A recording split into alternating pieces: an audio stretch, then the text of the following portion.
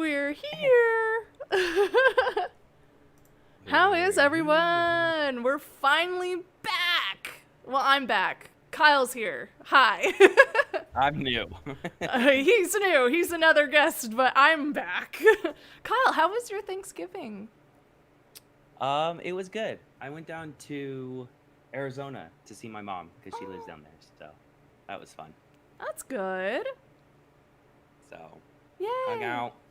We went down there Wednesday and then came back Monday actually. So it was a good trip. Yay. Got a little break from the mess and everything. Yeah, with everything going on. How was your Thanksgiving? What did you do? It was good, thank you. I actually had Thanksgiving and 2 birthdays to celebrate, so I went back. We did as social a distance as you possibly can be while seeing family. We drove instead of flying. Like we're very paranoid about the mess, you know. So Yeah. we all got tested, made sure we were all negative. Went out to see my family in Las Vegas, and it was Ooh. my mom's birthday on Thanksgiving. So we had the whole feast in addition to like birthday cake and presents and stuff. And then 2 days Yeah. after was Glenn's birthday. So Glenn, it was his first time celebrating a Hensler holiday. So it was quite a lot. But it was nice because he was able to join us, and we got to celebrate his birthday and made sure that everyone was good, getting relaxed, getting a lot of food. So it was nice. Thank you. Yeah, you got to get a lot of food. We don't. I don't know if you saw, but I had some family stuff going on a couple weeks ago. I didn't see. Is everything okay? So my grandpa actually passed away, which we won't get too far into it. Like it's fine. It was of age. Yeah. But I flew because my family's up in Washington State, and to do that it's like 2 days. And I'm like, I don't want to take that time to drive, so I flew. But like even then, I'm just like, oh my god, I must really love this guy to fly because I don't like being out. If I can stay in during this mess, I'm gonna stay in. Yeah, that's That's kind been of my like honestly one of the reasons I wanted to move in with my boyfriend so badly. It's like we were driving an hour and a half out of our way just to see each other, and we would only see each other, so we were like quarantining but like together. And Yeah. you know, I couldn't really afford rent on my own anymore, so it was like it just makes sense. Let's move in together, that way we're staying away from everyone else but together, and it's nice. Together. So that's been the nicest thing with us. yeah. You know, with me and Ruby. Just How is we're in Ruby? the same. She's doing good. She's actually here. She commented. So Oh, excited! Exclamation point. Ruby! Hi, So chat. excited! Hi! Um, Hi! It's but been yeah, a she's long up there working time. right now. So Yeah, so no one knows this in the chat really, but I used to work with Ruby when I first moved to LA, and then through her I met Kyle, and then I met him officially when we were scare acting together. So yeah, it was I like da remember da da that. da da. But I It all wanted kind of to lined up. shout out Lost Boy TNT1, did I read that right? Saying, Yeah, shouldn't that be Scream starting soon? that's good. I like that one. We laughed so hard when we saw that pop up. I want to steal that. Is that okay? Do I have your permission to change Stream starting soon to Hey, Scream starting soon? that Because sounds I think fun. that's great and I want to use that. And I don't know why I didn't think of that sooner, but that's amazing. See, I didn't even think about that. That's the thing, because I join sometimes. I mean, I know Yeah, you see I me, see you. Yeah, thank comment. you. But I didn't even think about that. That's smart. Scream starting soon. And it works with my Twitch too because I've been playing a lot Yeah, of horror games, so I'm definitely going to use yeah. that for that. So thank you, Lost Boy. That is awesome. William's here. William says, Kyle! I don't know. William. Yeah, William just knows everybody. He's so So great. Super supportive. real quick before we get into it, we Mhm. this is one kind of character story, but this isn't one of mine mainly. So we went. I took a day, and me, my best friend Vince, and Ruby all went as guests, and we were down at the tram, obviously, because those are the only two. That's the only place I've worked. And Hollywood Harry comes up to me, which is the character, puts his arm around me while walking, and it's William, and he's just like, "What's up, bud?" I'm like, "Holy!" I'm like, "Oh my god, I was not expecting that." It's like, when you go through as an employee, you get a little bit different treatment. But like we just had a conversation going up the hill, and it was funny. It Oh made my me like stop for god. a second. I was like, what? And then he walked away, and then Ruby and Vince both looked at me like, what? What? I was like, I know him. Just a friend. I know him personally. Yeah, just a Hollywood friend. Harry. I know him in Whoa. person. Yeah, Yeah. that's the thing about going through as a character when you know people who are scaring, because they will definitely treat you with special treatment, but you don't know who's actually scaring you unless they say something, which at Yeah. Halloween Horror Nights you can't say anything. So like usually you need like a gesture or something specifically for that person. Or you could break the rules temporarily because you know that they're not going to snitch on you and say, hey, how's it going? You're not gonna snitch. You're not gonna snitch on your friends. No. But, you know, I like to stay in character as much as I can, just for me. But I know other people are like, Rah, hi, it's me. How are you? And I was like, oh, Yeah. hi. I didn't know it was you because you were the one wearing the mask. Yeah. Oh, William says he wasn't in costume. Was he? Were you not? I don't remember. It was 20. We got two sides of the story 16? here. Ooh. 2016. I'm sorry, I don't remember it, bud. I don't remember it fully. I remember it. I remember you doing that. That was cool. I enjoyed that though. It's the feeling of the memory more than the memory itself, and he is a very Exactly. positive feeling. Lost Boy, Oh, and of FYI, course. it's just the one afterwards, because long ago I lost the login for the regular Lost Boy account. Everything else, it doesn't have the one, just the YouTube. Oh, okay, cool. Good to know. Good to know. Yeah, see, he said his face was covered. Yeah, my So face was it- covered, it- though I miss you, pal. Okay. Yeah. Yay! I miss you too, William. I wished, Oh. you're one of the very, admittedly, I won't admit it to anyone else, but you're one of the very few people I miss working with. So. What? You two. I'm just You kidding. We two, didn't like don't work worry. together, so it's We fine. never, but yeah, that's the thing. We never really worked together because you were pool, right? No, I was down in the Friday the 13th Oh, yeah, part. you were on the second area. Yeah, and I would do pool every You once in were- a while, but I was Grindstone Kill. Yeah. Were that year. you? What about the first year with Hollywood Harry? Were you pool that year? I wasn't there. Yeah, 2017 was my first year. Really? Yeah, because I just moved to LA. I That's know. 2015. That's so weird. Huh. So 2017 was my first year, then 2018 was the last year I did, because I took a year off last year, and then this year, the year off was given to me, even though I wanted to work it. Yeah, no, it seems like I wanted to go back. I mean, Yeah. I don't know if you know this, but now I live in Anaheim, so I'm a little closer to like Queen Mary's. That's where I am. Yeah! Fantastic. Well, I mean, given in 2 weeks we're moving, so Oh, no. Oh. Where are you moving to then? Henderson, Nevada. That's where So- my family lives, so we could still There hang you go. out. There you go. Ruby keeps pushing me to like hang out and stream with you. Like, Totally. hang out, like talk with Noelle more. I'm like, why not? We are doing the So. thing right now. Let's just continue doing the thing. And on that note, let's officially get started. Hi, Yeah. I'm Noelle, also known as Charge and Die. I'm a professional scare actor. I tell SCAREACTOR stories as my main content on TikTok and Instagram and all those things. And I decided that during the mess, since my haunt was canceled and I couldn't scare this year, I thought it'd be fun to interview fellow scare actors so that they get a chance to tell their scare actor stories. I have a guest with me tonight. Would you like to introduce yourself? Hi, I am Kyle, as you can see in the title. But I'm a scare actor. I also worked at I worked at Universal. That's really the only haunt that I've ever done. So I've only done 2 years, so that's really kind of it. But yeah, it's probably the most fun job I've ever had because I get paid to scare people and I get rewarded if I run into a Karen. Yeah! It's so backwards when you work scare acting. It's So amazing. backwards. It is. Oh my god. I got rewarded for calling someone stupid once, or calling someone an idiot.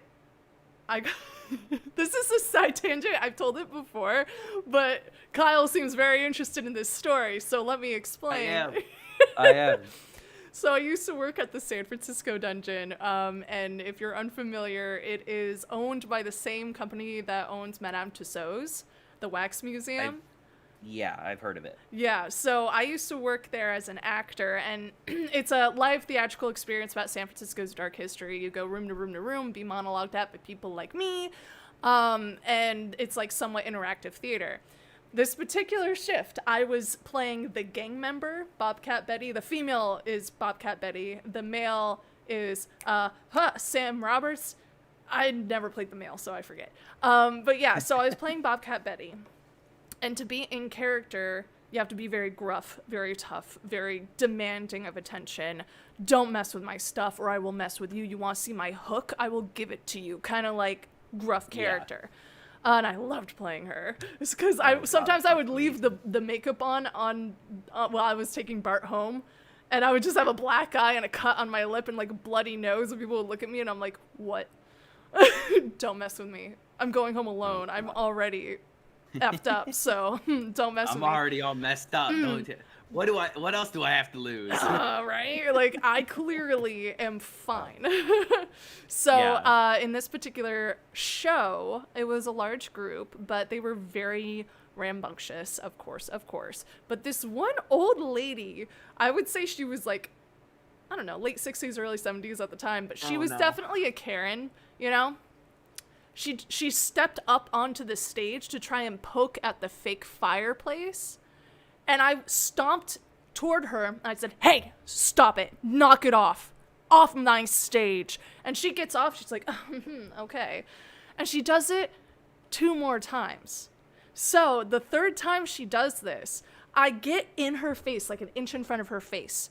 I said, are you deaf or just stupid? Idiot. Stay off my stage. And apparently she didn't like that. So she complained to my manager, my performance manager, about me, saying, hey, that gangs girl, she called me stupid, she called me an idiot, and stuff like that. And my performance manager said, well, all those words are technically in the script, so she wasn't off script calling you that, and she was in character. So good job, Noelle, for staying in character. That is fantastic. Yeah. That is my favorite story I've ever heard. Like, my trick was, like, yeah, I can insult them, but I will only ever use words that are already in the script, so I know I won't get in trouble for using those words. So you're not overstepping. Like, I'm not swearing, I'm not using a slur, I'm not doing any of that. Even though other dungeons would probably be okay with it, but the San Francisco one is very censored, so I was like, I'll just call her an idiot and stupid, because I already say that in the script, so what are you, stupid? Idiot. Yeah. And I got praise for it. It's like, good job staying in character. Yay, thank you. So, just to say a quick story that's not this character, that kind of reminded me. Please. So, I actually worked at Madame Tussauds also. Yeah, you left before I joined, right? I left January of this year. Oh, this year. So you joined after I had already left then, because we just missed each other. Yeah, July 2017 was when I started. Yeah, I was already working Menchie's then. Yeah. Okay. But anyways, so I'm sure you met her, but Megan, the manager? Yes. So you know how she's very soft-spoken, very polite. She's not going to raise her voice. And those very few times that she does raise her voice, it's very intimidating. Anyways, so I was doing photo, like the first photo job, like the intro or whatever. The green screen? So I gave the intro, I gave the rules, like I was controlled who got in and who didn't. Anyways, I get word that this elementary school, junior high, is coming in. Oh no. Okay. And there's 20 plus kids, 23, 24 plus kids. And so those stairs, instead of the ramp, there's like the stairs that employees use. So Megan's like, we're gonna get kids through there just so we can like funnel it quicker, send 10 at a time or whatever, or 5 or whatever, I don't remember. Anyway, so they all come crowding around. Megan and the teacher are in front, and she's like trying to be like get everyone's attention, but like she's still very soft spoken in front of a bunch of like 20 teenagers and like all this stuff. And like, the teacher's whistling, the teacher's trying to get their attention, but like, if you're talking, especially in the back in a big group, you're not going to hear your teacher. And so I'm up like 4 or 5 stairs up, and I just go, got everybody in the lobby's attention. And I just said, listen, manager, thank you. And they all just, hush, just went over the entire 25 kids. And I thought Megan was going to say something because, like, you know, you got to be polite. But she just looked back at me and then just said whatever she needed to say and then never brought it up again. And I was like, dodged a bullet there. Yeah. No, good on you for getting their attention because they could be quite rowdy and they needed to get going. So that was a good solution. I was trying to get them through because I knew that there was people in line to get tickets. And it's a stressful situation. Those people. So I was like trying to get them through. And then, so we were getting them through and they were on one of the elevators and one of them said something like one of the teenage girls were on her phone. And then a teenage boy said something about like, oh, it's haunted wax figures or something like that. Haunted? And yeah, I don't know. Like they moved or something. Whoa. And I don't know why. This timing was perfect. I was just like, oh, so you've heard about our moving figures. And the guy goes, yeah, wait. And the girl goes, what? And that caught her attention. She looked up from her phone and the door closed right as I was walking away. I didn't have time to explain. And I just was like, what did I do? And I was like, well, they'll pay attention, but what did I do? If it was haunted, I would know because I worked the crime room so much, and it was really freaky. Yeah. Oh, that's the most awkward room, though, because like people wander in, you're just like waiting until they get to the halfway point. And so they actually updated that to a horror room. I don't know if you knew about that. No, so they have Hannibal still in that room. Yeah. But they have, like, the balloons for Pennywise. They have a mummy. They have Dracula. Like, cool little, you know, It's not a lot of figures. So they moved crime from that corner into the next room. Oh, okay, which, that makes sense. Remember, the next room is where Grease is. Yeah. So people walk in and they see Grease. They completely ignore you. So now it's like you're in a much worse, well, not a much worse position, but you're in, like, this, you know, people walk in, they look, and they're like, John Travolta, it's lighter. I could wear the jacket. Yeah. And then I'm just like, hi, photos, and they're just like, no. And I'm like, okay, I'm sorry. Oh, that was the most awkward room that I kept getting stuck in. I was asked out doing the green screen one though. I don't think I ever told you that. And I told the story on a live stream before, just out of, like, it's fun. We'll get to SCAREACTOR stuff. I'm so sorry, everybody. Kyle and I are just catching up. Yeah. We haven't really talked for a while. And we're friends. Like, we hardly ever talk, but it's like, we don't talk unless we see each other, and we haven't been able to see each other. So it's nice. We're catching up. Just bear with us. We'll get to SCAREACTOR stories, I promise. This story, and then another story, and then... This story, another story, and then we're good. But yeah, so... it was on Easter. I was dating my bad ex at the time, and I was just, you know, going through my spiel. I'm just a very bubbly, excitable person, you know? Yeah. So I got this one guy, he was going through a loan, and I think he was like a foreign exchange student or someone on vacation. I don't know exactly what the situation was. And I can't recall if he spoke Japanese or Chinese, but I was like, this is a language I don't know. So I'm going to try my best to emote more and be like more excited to show him what kind of poses to do. Yeah. So I was like, okay, you're being chased by dinosaurs. Go, ah! And he was like, ah! And we went through the whole thing like, oh, here's your Oscar, congratulations, oh, beam with pride. And he got more and more into it, you know, and I was like giving him the spiel of like, you start up at the top, you go to the bottom, whatever. And he knew broken English, so like he understood me to an extent, but it was like, I definitely need to make it big and use gestures in order for him to understand what I'm saying.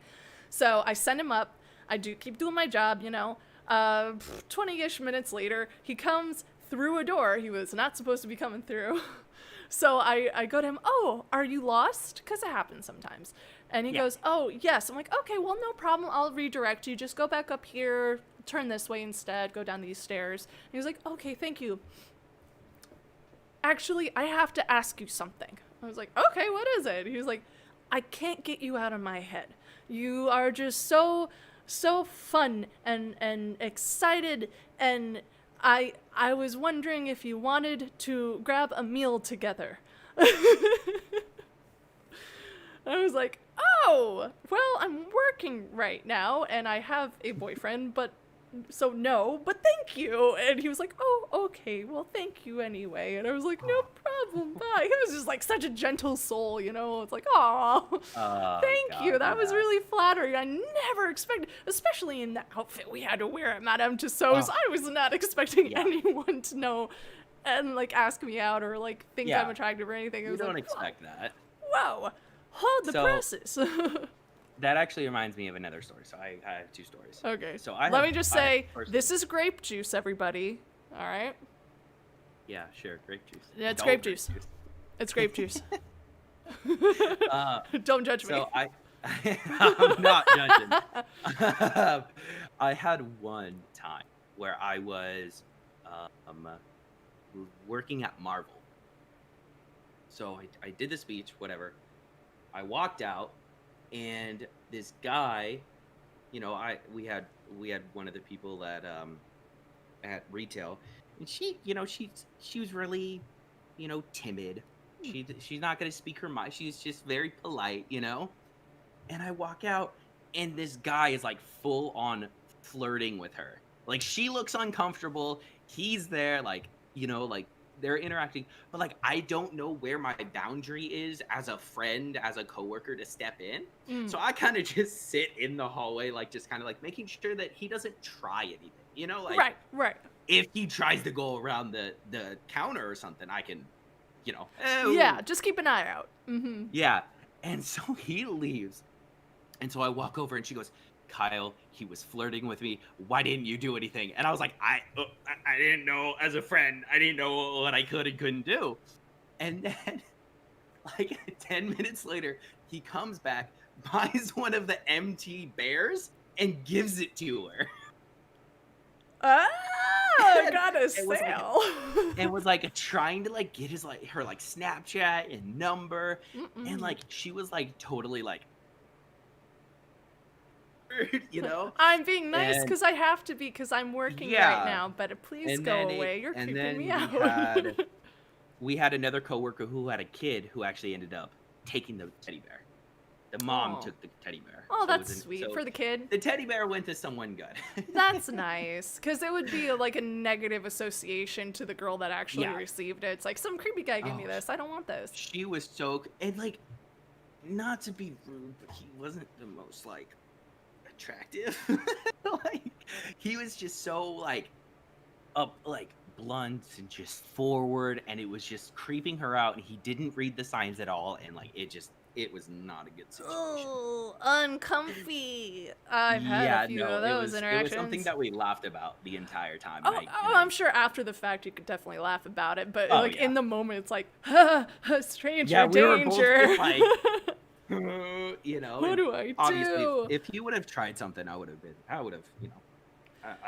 One thing that I will say is, MT at least, and you know, scare acting. I was like, something happens to my coworkers, I'm gonna be there for them. I'm gonna back them up, and I have a story about that for scare acting also. Yeah, But- that's one of the things I love about scare acting is so many people have each other's backs because we are out Oh, in yeah. the fray. Like we don't know if people have been drinking, if they're high, or if they just have fight instinct instead of flight. Oh, yeah. And people mess with us because we're the monsters, you know. So Yeah. I just love that about scare they acting. think they have the upper hand because they're the guests. Their guests are always right or whatever. I do have a costume malfunction story. Oh, yes. We will but it definitely was- get it- into that. I want to ask Kyle a few questions just to get a background of his scare acting experience, and then we will definitely dive right into those character stories, One- especially one because more we've been MT on a story. tangent for a while. But yeah, One if more anyone has quick MT questions, feel free to ask. So I was working green screen again, and I heard. Do you know Talia? Manager Talia. Sounds familiar. Anyway, she's kind of one of those people that you just don't want to mess with. Like if things go down, you want her right by your side. Okay. Anyways, so all of a sudden I hear I'm talking to a guest, right? I'm doing the speech, and all of a sudden I hear Talia go, "Sir, you can't do that." And I look, and somebody is stepping up the stairs, which is only for us Right. as employees. Like there's rope, And so I go, sir, you can't do that. And he just looks at me and goes, that dang rope almost tripped me. And I'm like, Then don't step over it. It's what? there for a reason.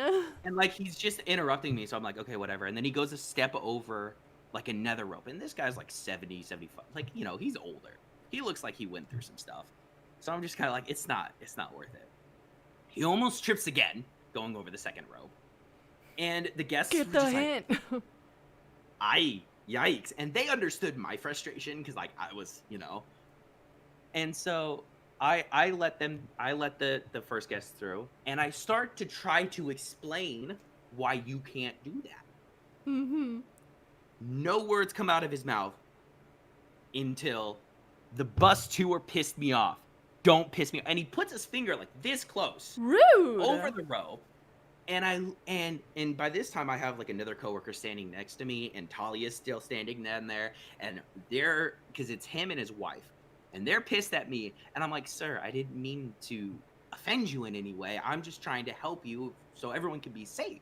Like, these are simple things. Good. And Yeah. he just kind of does that, and I'm like, okay. Anyways, so I start the speech, go up to the third floor, go down, and I'm like, go down to the second, and he's like, I don't care, just let us in. I was like, sir, I have to. He's like, I don't care, let us in. And by this point, I feel my blood boiling, but I'm like, I have a coworker, we have people watching, let's just get through this. And so I just start talking, and him and his wife both try to interrupt me like 4 more times, but I just talk over them. I raise my voice, which I'm a very loud person if I want to be. Yeah. Which, you know, from the story earlier. And so I just went over, and I just opened the rope, and I just go, have fun! Like, I didn't offer the photos, I was just like, have fun. And I closed the rope, and I looked at my coworker, and I looked at Talia, and Talia just goes. And then we just went about our day, and I was like, Good. oh, wow. And then, because I was breaker, actually, so I didn't have to stay there. So as soon as green screen came back, I ran through the entire museum, like, warning everybody about them. Nice. Here's the thing. Nobody saw them. Where did they go? They were the ghosts. That's how it's haunted. Probably out some door they shouldn't have been. It was, but yeah, no, Wow. I like ran through, and I was, because like, you know, like you know, if someone's mad, you're gonna suggest a photo, and they're just gonna be annoyed at you already. So I just wanted to, you know, let everyone Yeah, like know. read the room a bit. They're not Yeah. gonna want to go through all that. Yeah, exactly. Yeah. So I was like, I went through it. I don't want anyone else to go through it. And then I even talked, like I said, I talked to everyone else, and they're like, we didn't see them. Weird. That's weird. So Crazy. yeah, all right. All right. Character stories. Scare actor stories. Now that we're caught up from Madame Tussauds stories. Yeah. I love hearing about those though. It's been so long since I worked there. have so I many. only worked there for like how many months? Like 4 months, if that. I was there for just a blurb of a time. No one was supposed to remember me, and yet I still talk to you and Ruby sometimes, like Robert, Yeah. Josh. Like I talk to Well- so many people. Noma. Yeah, I mean, you know, there's just some people that you you just If you get vibe with along them. Yeah, like we just actually had Robert come and watch the 2 children, because I have a Aw. puppy and my kitty, and he watched them for a week or That's so Yeah, nice of weekend. him. He's So so he's- nice. yeah, we I went to his stay in birthday contact party, but with that him. was it. I tend to go to Yeah, the birthday we- parties. Hey, you know, birthday parties are fun. He was actually a part. I don't know if you know this, but he was a part of the project. Remember the I don't. Yeah. I don't know. Yeah. That's it. Yeah. The We talked project that about we it. Had. Yeah, he was a part of it. Him and Josh and Noma were all. I know. I talked to all of them about it actually. So. Yeah, I because was we had a I read just through. saw- We had a read through of it. Oh yeah. Yeah. I had so much going on through that. Understandable. I don't remember. We all specifically, but- wanted it to happen. I don't know what fell through. I talked to Karen It- about it, and she was just like, "Oh, by the way, I'm not in California right now." And I was like, "Okay." There was That's a a lot. whole We thing won't that get we into can. that, but Well, we can get into it off of stream because it's like a whole thing. So we'll stream for another like 30, 40 minutes and then we'll hang on and chat for another 20 yeah, or so because we have a lot to catch yeah. up on clearly. So Kyle, how did you get into scare acting? So I have a story for this. I love So these. I Okay. moved down 2016, just after I graduated, June 2016. Literally the day after. Not even joking. I graduated and then I moved down here like the day after. Nice. I didn't have a job. And I started school like October. So I had nothing to do the first couple of months. So Ruby was like, look, I don't know how she knew, but she knew that I wanted to become an actor. And she wanted me to work at Horror Nights. I'm not going to tell a full story because she'd hate me if I did. At least on stream. But she convinced me somehow to do it. And I was nervous because it's universal. Mm-hmm. There are however many people apply, however many people don't get it, however many people try for years and still don't get it. So I was nervous going into it. She convinced me. I go in, I audition in front of everyone, I go out, and she's kind of just, she's chilling there. And, they come out and they start saying numbers. They say my number, and I just go, wait, that's my number. That's So me. I was like, it was super exciting because like I didn't think I would get through the first round. First year, first audition in LA, first attempt, I got it. Or I got the first round. Right. So then we went and celebrated, and then I got, whatever, the email a month later or whatever. And that's how I got into it, actually, is she convinced me to do it. And she dragged me to do it. I hear a lot of So. those things of like someone dragged me to this, didn't think it was going to be a thing, and it turned into a thing. I don't know. Well, yeah, I mean, I'm from Washington State. I'm from a small city. It's just, it's one of those things where it's like acting isn't, a part of people's imagination in a sense. You do YouTube, you hang out, you do things, but, working at Universal where, again, however many people try, however many people fail, it just was really nerve-wracking to me. And then to be in front of people who actually do casting, it was just like, it was so nerve-wracking. But that was It the is a year we very had humbling experience too. Oh, Because even if you don't get it, you go through the process of it and you understand how much effort is really put into it. And like these guys know what they're doing. Like they might seem a little, not rude, they're never rude, but like sometimes dismissive of like, okay, next. But it's because they go through thousands of people in a day and they know what they're looking for. So. And it's so intimidating because like I don't know if they're still doing it, but that one of the hotels. And like they switch the hotels every once in a while, yeah. But like we're just sitting in this waiting room with just people like preparing, and like they look like, I'm hearing stories of like, oh yeah, this is my third year, or, I've done this before, or I've auditioned before and I haven't gotten it. I'm just like, what am I doing here? I'm 18, well 19, maybe, I don't remember. I think I'm a 19-year-old kid from a small town. What am I doing here? What the heck am I doing here? But I got it, and I was super excited. And that year we had to pretend to die.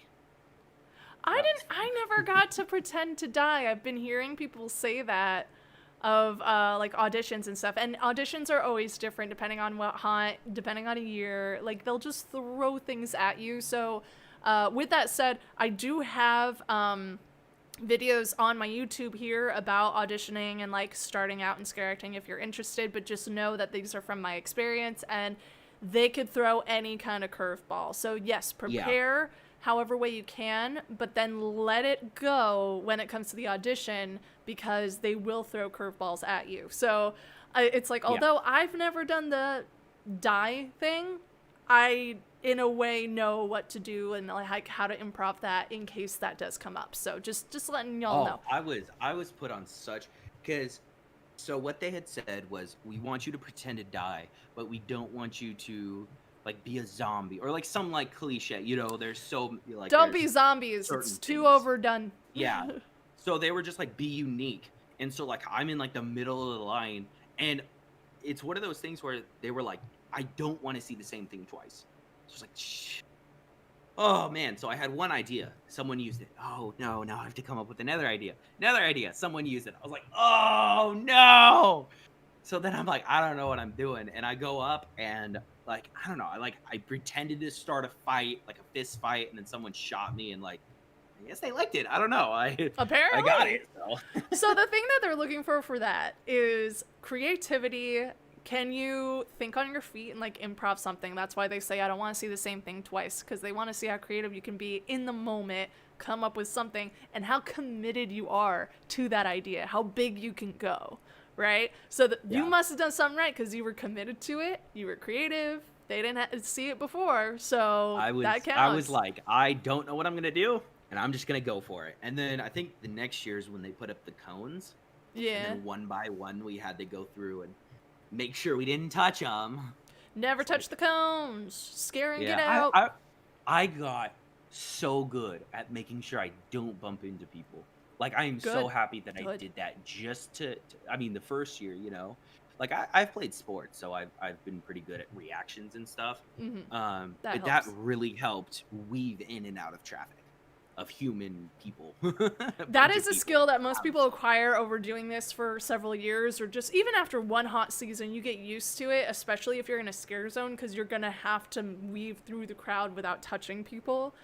And now it's just an instinct of mine, even if I'm like, I do this with Glenn all the time, actually. If we go to Disneyland or something, obviously before the mess, but we would be at Disneyland and we're both very tall people and we always get stuck behind shorter people who can't move as fast as we can, or they just stop in front of us or something. So I would tell him, like, put your hands on my shoulders, ready to go? And he's like, yeah. And I'm like, okay. And then I weave us through the crowd. Oh yeah, that is it's like that opening, is something that opening, you learn, and then you just start going. I do it without even thinking about it. Like, you get really good at the sidestep. Yeah, you know, and people will look at me like, "What are you doing?" And I'm just like, "I gotta get from point A to point B." I remember going down Embarcadero in San Francisco to get to the dungeon. I was actually on scooter, and I would have to weave through people if I was late to work, and everyone does the same thing. They will take up the whole street and then they will stop and go, oh look, a wall. Like, there's nothing there. Oh look, a building. Oh, that wall in San sky. Francisco. It's like, guys, I know you're in San Francisco. I know you're on vacation. I know you're wearing Hawaiian shirts even though it's wintertime and it actually gets cold here, okay? You're freezing, you're angry, you're stupid. Get out of my way. So then I would have to like weave around them. Is when people go on vacation, they leave their brains at home. It's true though, but that's why you go on vacation, so that you don't have to think about anything. I can't blame them for that, but there's just simple things that I'm just kind of like. But again, I can't hate. I mean, I got it pretty extreme because I lived down the street from MT, so my. That's right, you did. I remember that. I was pretty well off actually because I was only one metro stop away too, so it wasn't that bad. But I still did have to take the metro, and obviously I had to get to the metro, but it wasn't that bad. Yeah. we call. I say we. I don't know how many people actually call it this, but my friends and I call it this. San Francisco's winter is Russia's summer. Because people expect San Francisco to be so hot all year round, kind of like LA, but even LA gets kind of chilly in the wintertime, but we don't have seasons. But because they are by the water, San Francisco does get cold, and people never realize that. So yeah, I'll be in a winter coat, and I'll be scooting in the wintertime on Embarcadero, and then I'm passing by people with Hawaiian shirts on going, oh, why is it cold? I wonder, you're vacationing in San Francisco in the wintertime. Yeah. Bring a coat. Not like snow coat, but something warm. Just food for thought in case people want to go to San Francisco. There you go. Ruby, short people advantage. Yeah. She just weaves in and out of people. She just does. She does it the complete opposite way that I do it. She just like ducks and dives between people and expects me to keep up. So It's different for tall people, but there it is possible. It is definitely possible. I'm gonna go back a ways. I'm gonna like ask some people. It's Huxton. Thoughts on 17th Door? Have you heard of 17th Door? I haven't. No. Is that the really intense one? Huxton, it's Huxton. That's the really intense one where people have to sign a waiver, right? And they could actually torture you. That was a different one. I don't know. There is another one. There's like a couple of them out there, but I think that's 17th Door. Not sure about that, so take it with a grain of salt. I know we've discussed it a few times, but I keep forgetting names. Oh, it's Huxton. Yes and no. Which one is that? Yeah, that one.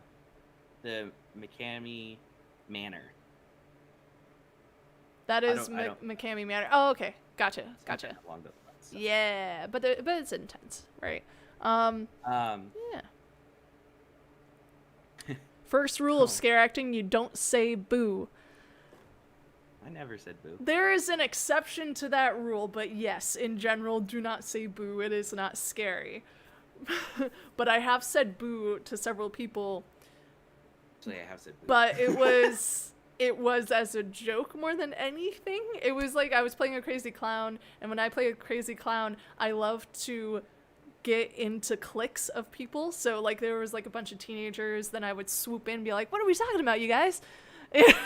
Just like, sweet, yeah, cool, yeah, no, catch me up. What's all this high school drama? I remember high school drama. And then I would turn to the person next to me and go, boo, like that, and then they would be like, ah! I'm like, yeah, I'm scary. I'm scary. I would only say boo if somebody wasn't paying attention to me. If I was able to come up, you know, if this is them, I would come up and just be like, bah, boo, something. Get them. So, yeah. Ba-da-ba. I had one. That's a good question. Ruby has a good question. Which one? Where? What? Ruby? Oh, Ruby. The real question is, does Alyssa M still live? Or well, you know, I don't understand the reference. That was your character? Oh, I know the full name. You know the full name? No. I was like, I need more context in order to know. So I was like, Alyssa M. Alyssa Marie. I know. At first, Alyssa Marie Montez. Yeah. At first, I was like, what does that mean? And then I was like, oh, wait a minute. Thanks for joining us, Alyssa. It's Alyssa Marie Montez. Thank you. Yeah. I remember that. Okay. Or well, you know, she does not. And that was the point of the show. Yeah.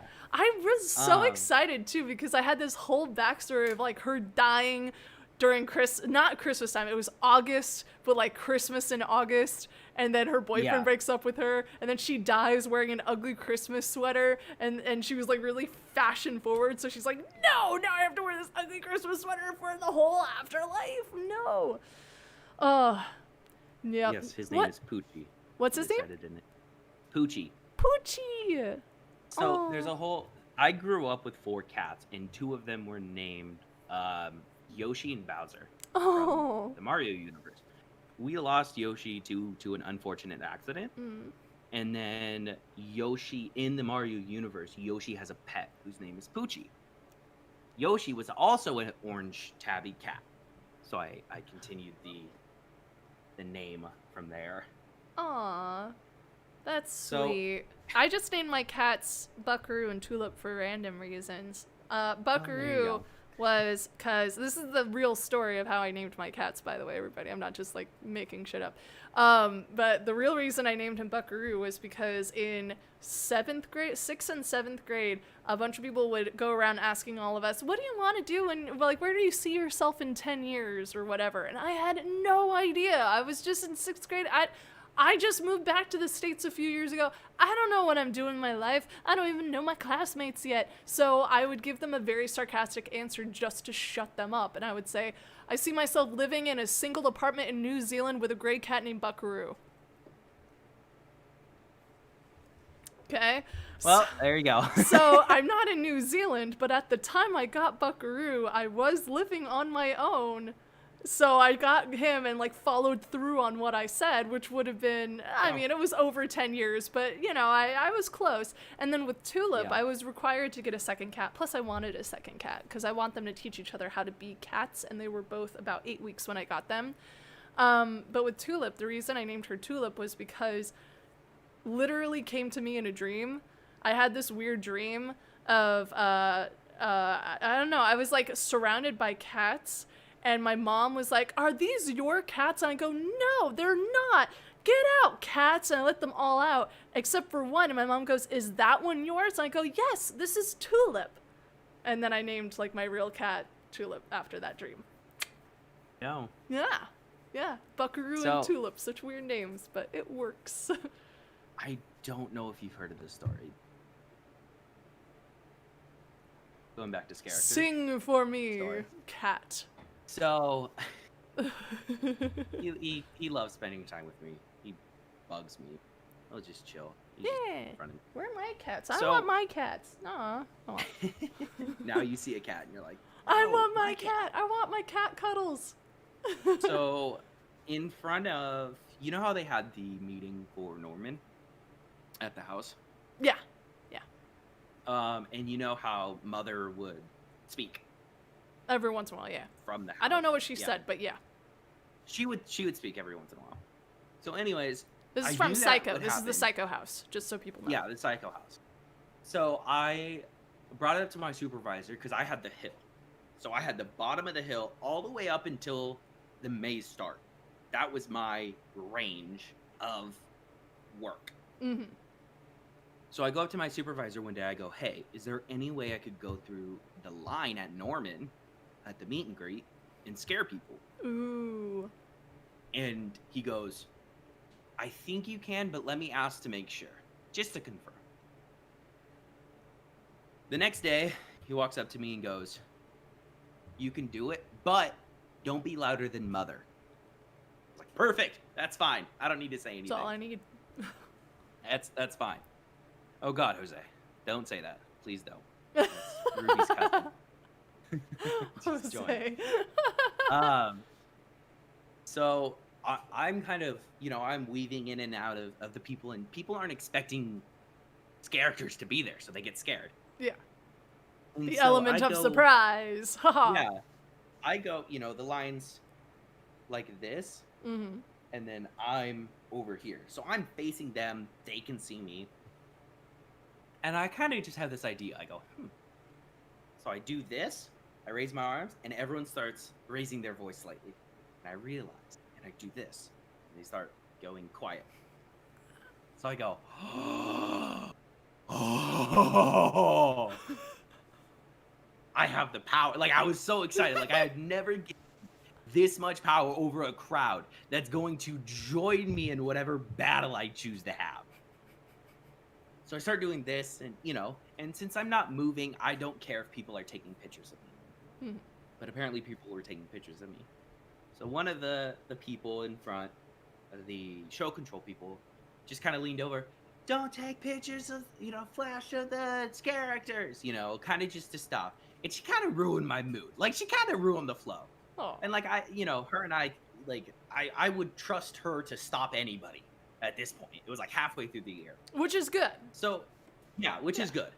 So right after she said that, as a little, little jab towards her, I just do this. And she sees me. She knows that I'm doing this. And she knows that it's me, because, like, whatever. I'm, like, the only one to mess with her.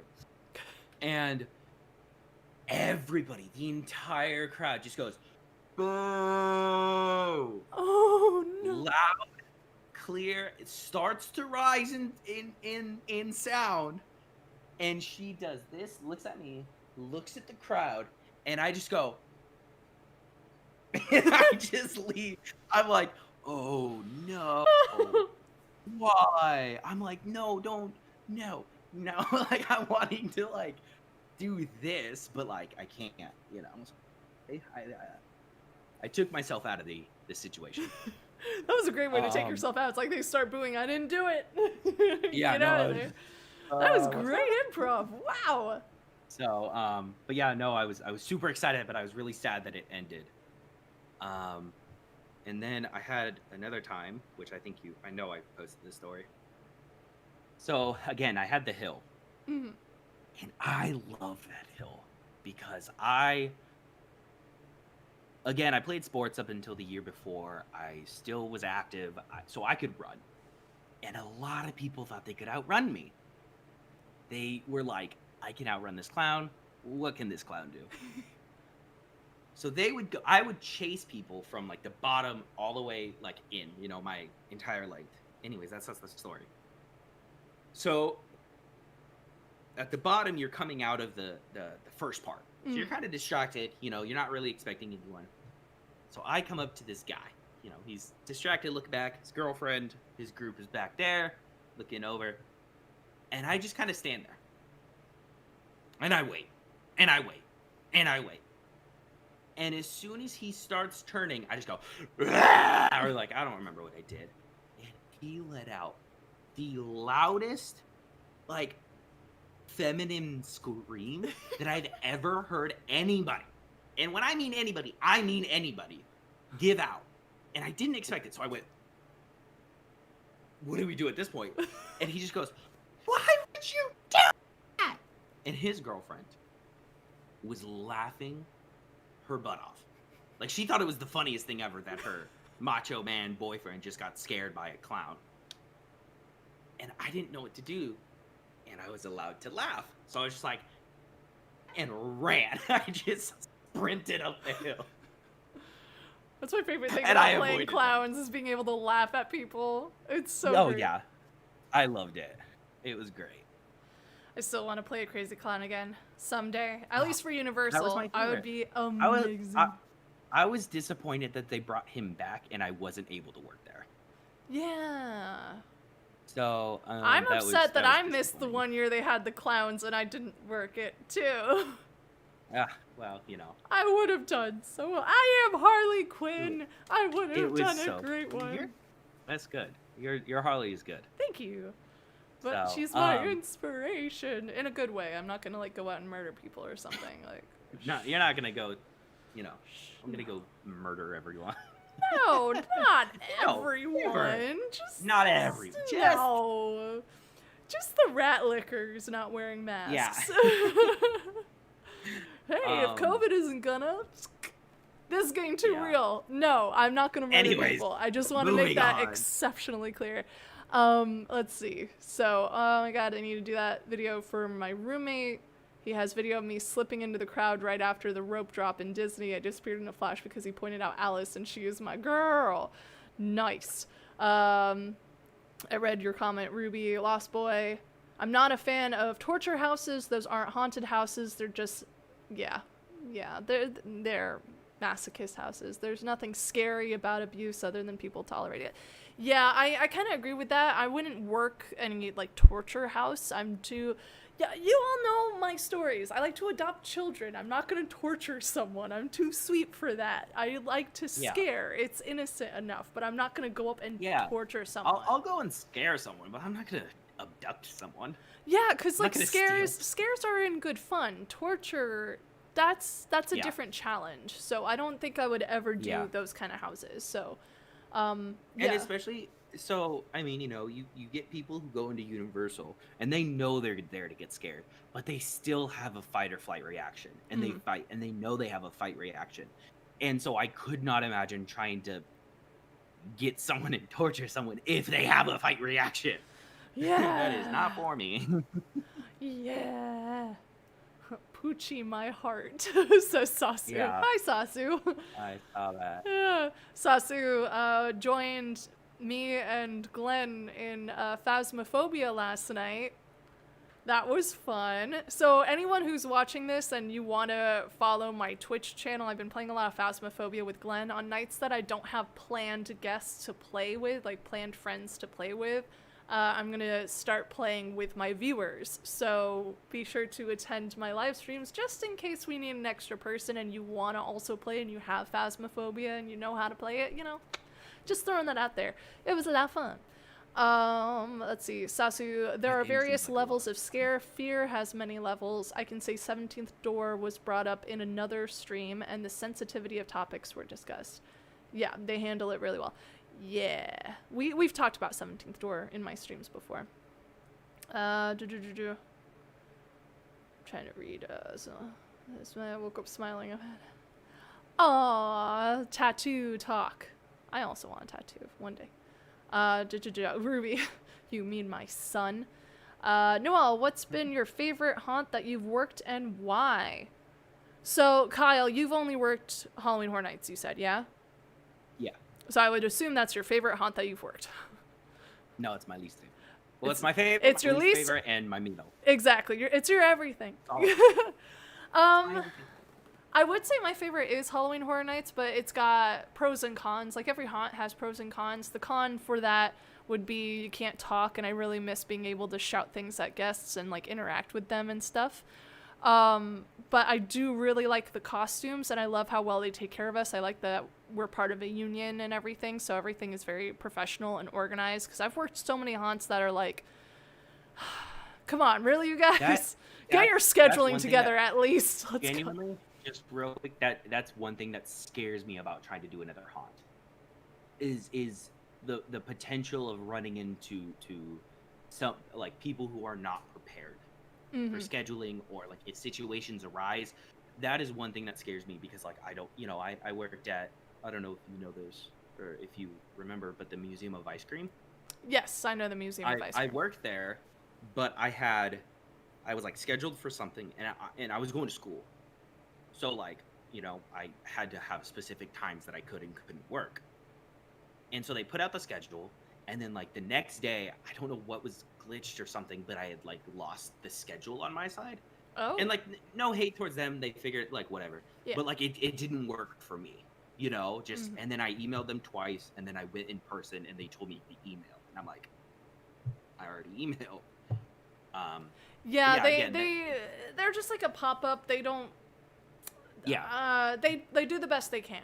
Like, I don't want to say anything bad about them, but like they do the best they can. I don't think they really got their footing at that time. They just opened. And that was completely fine. Yeah, because I think it was one thing that like, I think they were just, because I think they may have had it in like New York or somewhere, and it was like their first time in LA, I think. So it was a lot of moving parts. I no hate towards them. It was a great museum. It was fun working there for the couple of days that I did, but it was just like, it wasn't for me, and that's fine. But yeah, that's something. I wonder if you know my ex from it then, because he also worked Museum of Ice Cream, but we won't go down that road. Yeah. But there was also Museum of Ice Cream in San Francisco soon after that, I think. Okay, yeah, because I knew they took it and they moved it around. So yeah, they moved it around, so they went from LA to San Francisco soon after, because I know my friend Belhika, shout out to Belhika, hi, in case you're watching this, she also worked at the Museum of Ice Cream for a bit, so, and I've heard lots of stories. It was cool to go through, don't get me wrong, but working certain places that aren't organized, yeah, I had that experience, and like that has kind of scared me on. Yeah, so a lot of haunts that I've worked at are very similar to that in a lot of ways. Like, I've said stories of, like, lots of people called out, and a lot of the time it's not management, it's more the people that they hire. Because a lot of people aren't, like, professional scare actors, they're just people who like to scare, and they can be good at scaring, but they don't have the respect for the system or anything like that. Like, I don't want to overgeneralize it, so I'm trying to say it as vague as possible, but I've worked with quite a few people who were inexperienced in scaring. They just did it for the thrill of it, which is fine, but when you go around disrespecting props, breaking props, calling out whenever you so please without letting people know, like, that's where you appear more unprofessional, and it's hard to work with you.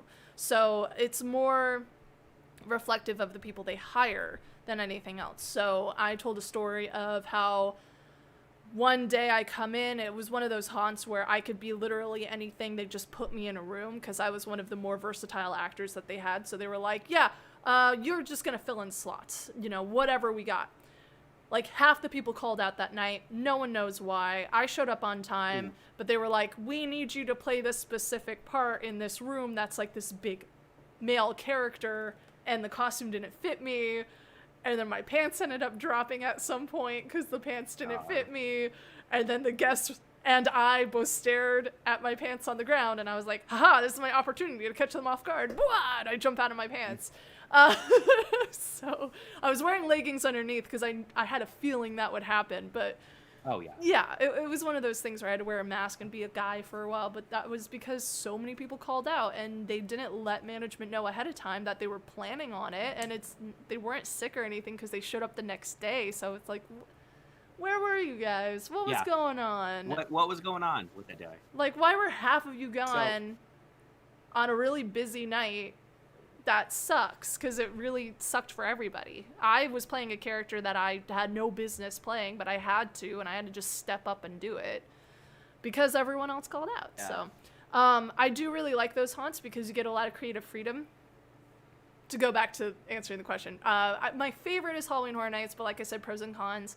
I do like working other haunts where I can say things to people, or I used to be a slider for a while and I really miss being a slider, and now I'm way older, so I would have to be retrained, but I really enjoyed that. You know what sliders are, right? Yeah, so I actually, just real quick tangent, first year we volunteered for SCAREACTOR, and I was like the room manager or whatever, and they actually had sliders in one of the rooms. Oh, cool. So it was really cool to sit and listen to their stories and how they do their thing. Yeah. So just really good knee pads. yeah. And I need compression socks on my ankles because I have injuries. But I want to go back to something before I'm not going to forget it. Yes. Stories. So going back to when I said that I was going to defend my coworkers. Mm-hmm. Remember that earlier? And so I had one time, and it was the first year that I worked, so I was the clown. And I, in one of the last, so they had those like room dividers or whatever. Okay. So you couldn't see what was in the next room. Mm-hmm. And so I was in one crate next to the room divider. And in the next room was a show control person who was half my size and somebody on a table. So, you know, they are like put into a table with their body cut. And I'm kind of just in here. It's a really chill night, and this guy comes up to me super close, and he just goes and gets really close to my face. And I could smell the alcohol coming off of him. Oh, no. And him and his girlfriend, who's like, he's trying to kind of start a fight with me, but I'm like still. And his girlfriend's like, let's go. Let's get out of here. Like, we don't need to, let's leave. And he just wasn't like doing it right away. So then they go into the next room, and my next thoughts were, uh-oh, I have two coworkers in there that if something goes down, because this dude's bigger than me. He's taller than me. He looks like he can mess me up, but he's drunk. If he was sober, maybe, whatever. So I just go, I should probably go make sure that nothing is going to happen. Good on you, yeah. As I'm stepping through, he's like sitting there and like fiddling with things and like fiddling with the table. Weird. And I'm kind of like, what is this guy doing? So I kind of I don't step to him. There's no point at all that I step to this guy. Right. But like the table's right here, he's right here, and I kind of just step up right here. So I'm between the table and him, but I could also help if he tries to go after the show control. And I guess he saw that as a threat. Because then he just gets super close to me, staring down at me, and he goes, "You do not want to, I will f you up." And I was like, I'm just trying to make sure you go. Yeah. And at this point, his girlfriend's like pulling his arm. Wow. Like trying to get him out of the situation. And like show control's right there. She's seeing everything happening in front of her. And like, I was like, I have this thing that I hate dealing with drunk people. I absolutely hate it. Like, if you're drunk and you're having fun, that's one thing. But if you're aggressive, I hate it. Which is probably not the best idea to work at Horror Nights, but whatever. Well, so he leaves. Hold on. Don't play victim for the people throwing the punches. No. It's no, like, no, no, oh, no. it's on us for working at Universal. We should know better than having those people there. No, that's on them. They're the No, dicks. 100%. Yeah. It's the people who go out of their way to be aggressive Yeah. that For I'm sure. not a huge fan of. Mm-mm. If I'm standing there and you go up aggressive to me and you just happen to be drunk, you know, I'm obviously not going to put all drunk people under an umbrella because I've dealt with so many, but, you know, whatever. Ugh. Anyways, he walks out. I get replaced like 2 minutes later. I go in the back and I'm like, my blood is boiling. Like, I need to tell my manager. Mm-hmm. So I take off my mask. I'm like pacing back and forth, waiting for my supervisor to come up. He comes up. I go, Ty, I'm pissed off. And he goes, drunk guy at the end? And like, I didn't expect him to know. So I was like, yeah. He goes, oh, he's out of here. He got kicked. Yay! Because apparently as soon as he walked out, because there was another like divider, as soon as he walked out, he said, and I quote, I thought I was going to kick that guy's ass. Referring to me. Wow. And him, my supervisor, and 2 security guards were there because he had been doing it the entire time he was there. Doing it through our maze, doing it through other mazes. What is And wrong he with just people? got kicked out. And I was like, whew.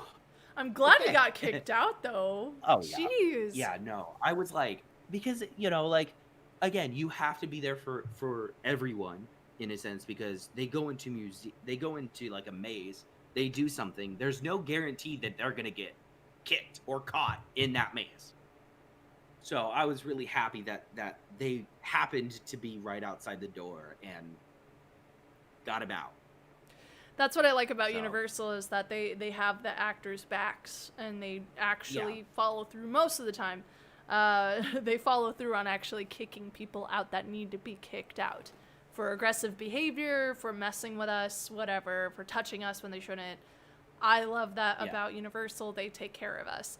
Other haunts, I just had to deal with it, unfortunately. Like my managers at other haunts would definitely have my back, but there's not so much that they can do about it. So I would Yeah. just have to deal with it.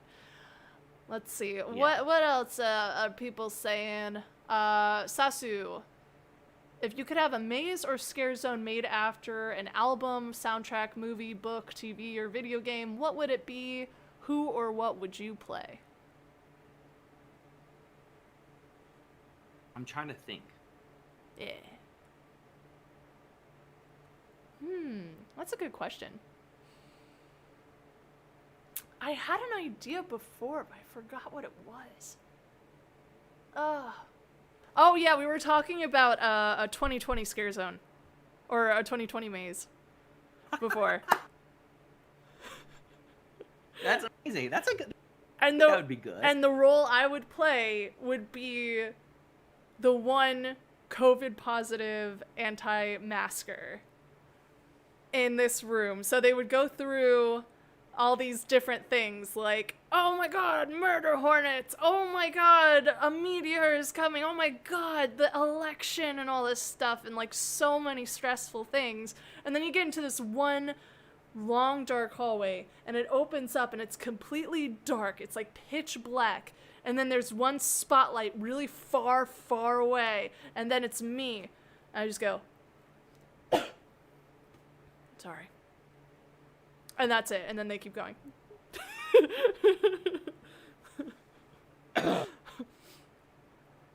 Not even covering the mouth. They're just be just Take it. take it. Take it. You can't do anything. Just, I can't taste food. I can't breathe. Masks don't work. Masks don't work. It's a hoax. Before we get into that too much, because I don't No, want we'll move on. YouTube. from that. But that was our idea. We had this in another stream of like a 2020 maze. Oh, man. But specifically based off like a movie or TV show, whatever. I don't know. I would rather try and go back throughout the years and do mazes that at the time I worked them, I had not seen the show or the movie to really fully understand what I was doing. Because in 2017, I was pool a lot. So I got put in like American Horror Story, and I got put in Saw, and I hadn't seen any of the Saw movies or any of American Horror Story at the time of being put in those mazes, so I did my best. But now, Yeah. I've been binge watching American Horror Story for the last month or so with Glenn, and I finally got to the point where my character in this one season came up that one night. I was a nurse in the American Horror Story Roanoke, I think it was, and I played her really scary, but after watching it, I was like, I could have done so much more with that character. Damn it. Damn it. Because she was having fun with it. I didn't know she was having fun with it. I could have done. Don't know. I just don't know, because people don't tell you what you are. They're just like, go through the maze, understand the context of your scare, go for it. Like, here are some important characteristics if you're playing a face character, but that's it. It's up to you to do the research. But if you're there only for that night and you didn't know you were going to be put there that night, you don't have time to do the research. So I'd rather go back and do the American Horror Story mazes and do the Saw mazes now that I've seen the Saw movies.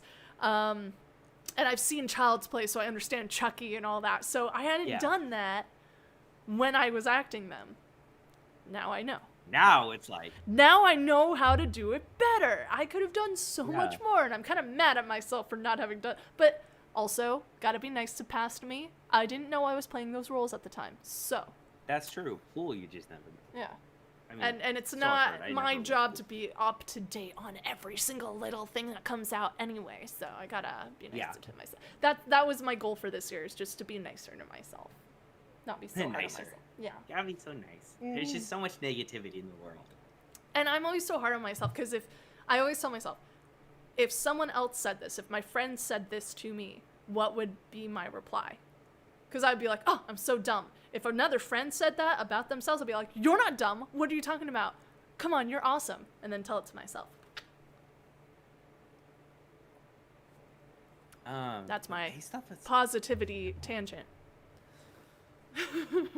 I'm still trying to think of like what I would make a maze out of. I have no idea. 2020 is a good idea. What's your favorite horror movie or video game? Let's start there. Oh, I would do a BioShock maze.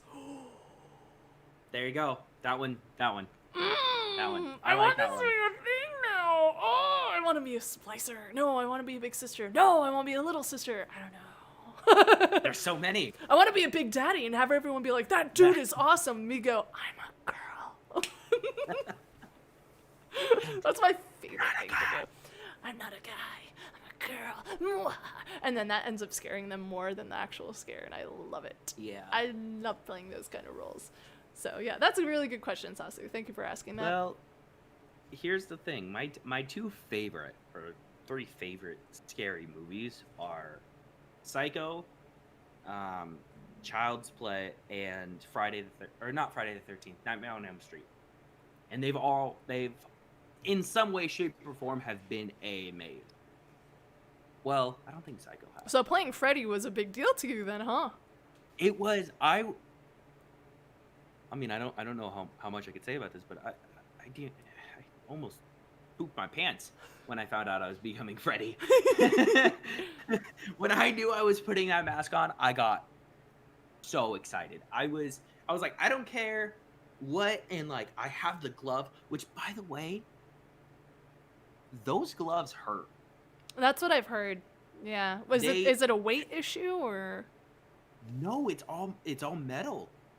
They have no, like, when you do this, it's just rubbing against, each finger.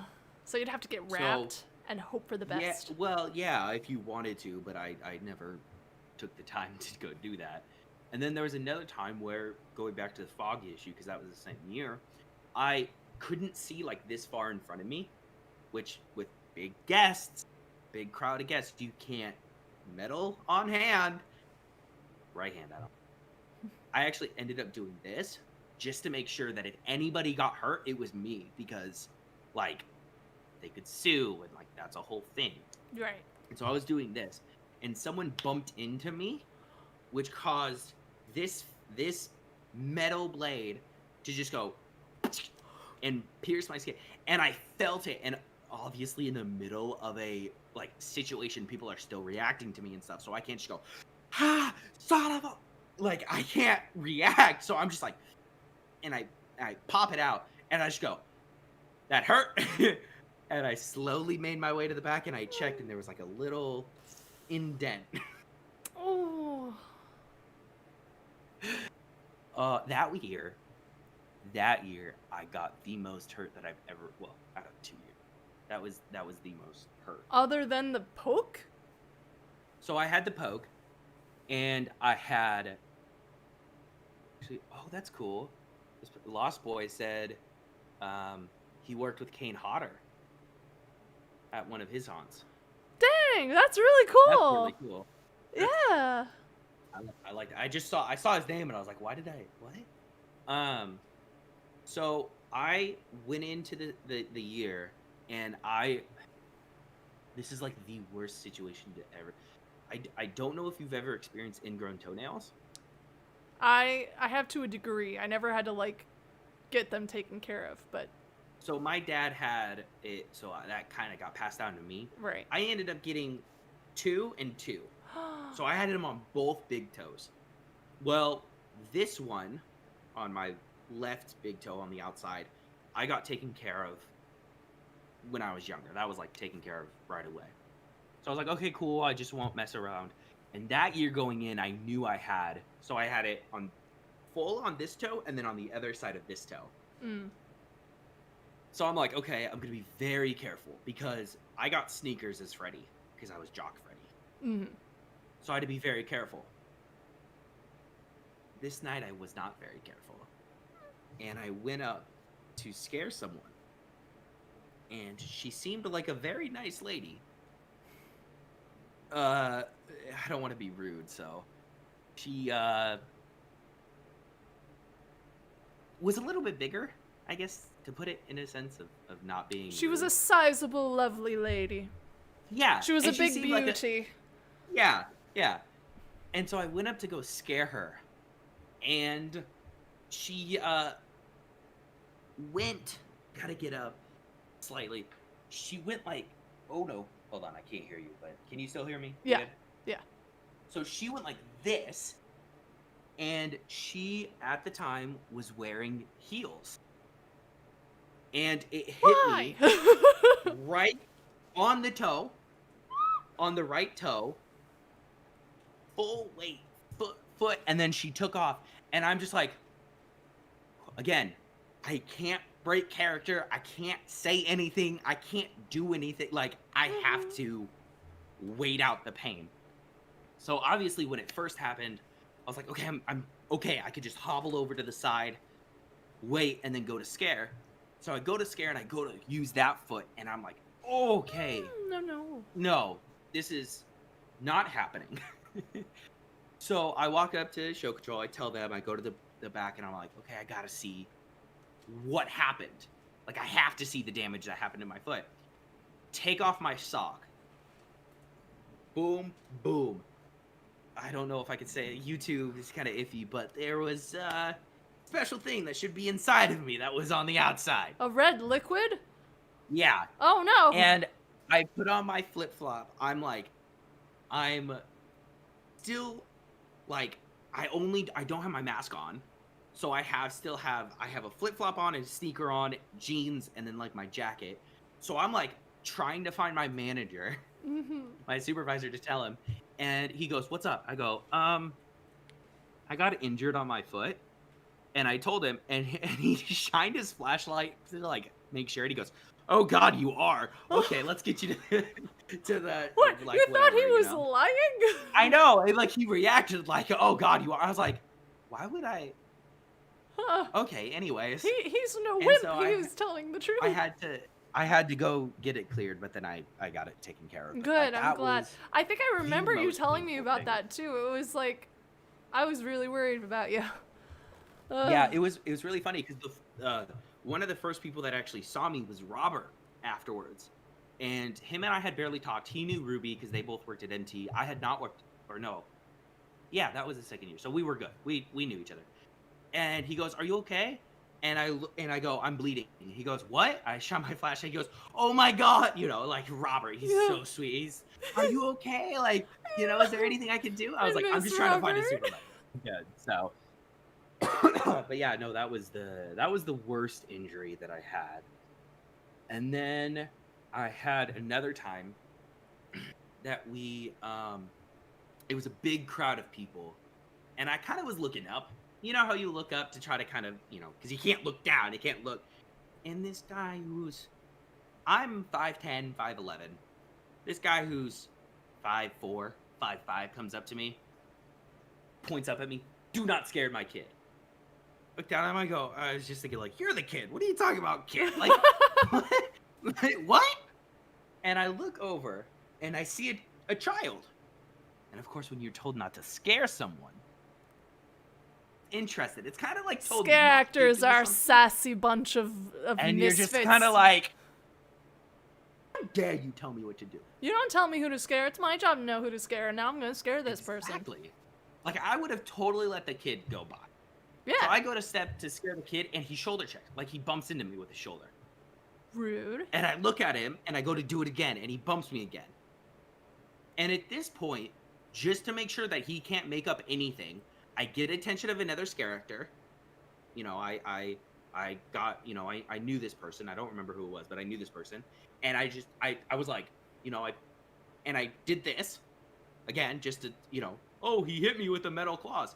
And I was trying, so his kid's over here, he's right here, I'm right here. I'm trying to go this way to go, like, I'm going away from the kid. Right. But he's still, shoulder checking me. And I'm like, dude, if you do not stop, like, this is not going to end well for you. Like, I'm at a point where I'm just like, I need to get this guy. And, like, nobody's helping me. No, like, people are still like, hey, let him do his job. Stop it. But, like, nobody's, like, physically helping me. Right. And, like, I can't do anything because if I push this guy a little too hard. Or at all. Anyways. Yeah, at all. Like, anyway. And so I finally get over to show control. And I'm like, hey, that guy over there. And we both look over. And he's, like, doing this. Like, he knows that I'm telling. And he's, like, trying to leave the situation. I go, he was trying to, like, bump me, like, shoulder check me, And show control goes, well, do you want me to get him out? I go, no, I just want you to know. He didn't touch, like, he didn't fight. He didn't harm me. He was just trying to start something. And I guess he did it in the next part to protect his kid. And I was just like, oh, my God. Why bring the kid? Like, we're paid to scare. That's what I'm saying. Tulip. So, you are that being was naughty. Now you're being cute. Tulip. Yeah. Say hi. Hi, Tulip. Hi. She was trying to get into a cabinet she knows she's not allowed to get into, but as soon as I caught her, she was just like, oh, but Mom, I love cuddles. What are you talking about? I was a good little princess. Because he's under a year, so he's still a baby. But he tries. So. Oh. Do you see that? What am I right looking there? At? Yeah. There's a little, like, scratch. Uh-huh. We brought him to my mom's. My mom has 2 cats. And I guess he got into a fight with one of them and ended up with a little scar. Yeah, he's fine. Oh, baby. He's a little mischievous. She's definitely the curious kitty between the two, and she will get into places she shouldn't. But she's also just so plump adorable and lets me do basically whatever I want. Okay, baby, are you gonna behave? No. Do I let you down put now? Him on my shoulder. Cats. Oh, she loves going on shoulders. Oh, the back is her safe spot. Ready for cat butt. Hates this. Oh, she loves it. This is where she feels safest, is on my back. Hey, don't scratch the chair. Yeah, whenever she's scared, she'll always try and get to my back. Ooh. Okay. Oh my God. Now I'm sitting on my cat. That's what happened. The first week he was here, he ended up behind me on my chair, just chilling. He was just like, what's up? I was like, what are you? And Buckaroo's a big boy, and when he wants cuddles, he wants them then and there, so he will just pull up on my lap and be like, pet me. Now. Now. And he'll just, like, purr aggressively. It's really funny. You're still here. She hasn't moved. I think she's comfortable just having me lean up against her. Hey, if cats don't move, that's their choice. I'm sitting against my cat now. I don't think you could see her, but she's right here. Yeah. No. Bubba's here. Sup, nerds? He says. That's right, nerds. Forever and always. Remember to like, share, subscribe, share, ring the bell. Share twice. Share all the times. Don't just share once. Ooh, green. Good color. But yeah, thanks, Bubba, for being here and always being so supportive. You're the bestest. Sasu Tulip! Yeah, she makes appearances every once in a while. Let's see. I'm cringing so hard, you poor dude. Oh my god, when you're telling your story. Yeah, I saw that. Yeah, oh my god, I had a broken toe from one place I worked once. I actually heard the crunch when it broke. Oh, that sucks. I worked through the worst of flares of fibro, anxiety attacks, and depression waves, but holy shit, dude, you are a tank. Oh. Respect. There are many items within the castle, some alive, some dead, and some undead. You are not allowed to touch anything within these walls, because if you do, they may and will touch you back. And that may be with the touch of death. Ah! Yeah. Any other questions for Kyle? I think we're about to wrap up soon enough. Do you have any other fun character stories to tell, Kyle? Because you said you had quite a few. There was one.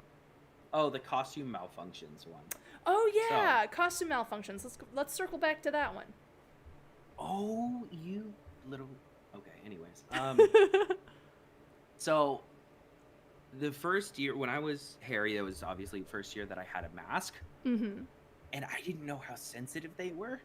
And I remember them telling us about like certain places that we can and cannot touch the mask. Right. And I'm like halfway through like my first outing, and it was like right here is kind of like up a little bit. So I grabbed right here without thinking, and I went like that, and one of the teeth popped out of the mask. So instead of a full teethed like scary clown, it now turned into like a hillbilly missing a tooth. Oh no. And I didn't tell anyone because I was horrified to get in trouble. Oh. Because, like, you know, like first year, it was like my first week. Yeah. But I thought it was so funny. I have a picture of it somewhere. I want to see the picture. Send it to me. Yeah, I'll send it over if I can find it. I have like 14,000 photos on my phone, so I have to go through. I'll have to cycle back all the way back to 2017. I'm trying to remember costume malfunction for me, like a full-on malfunction, other than me losing my pants that one time at that one haunt. That one time. That only one time. Totally didn't happen more than once. What are you talking about? The wolf. Yes, I've told the story of, oh my god, Tulip. I've told the story of how costumes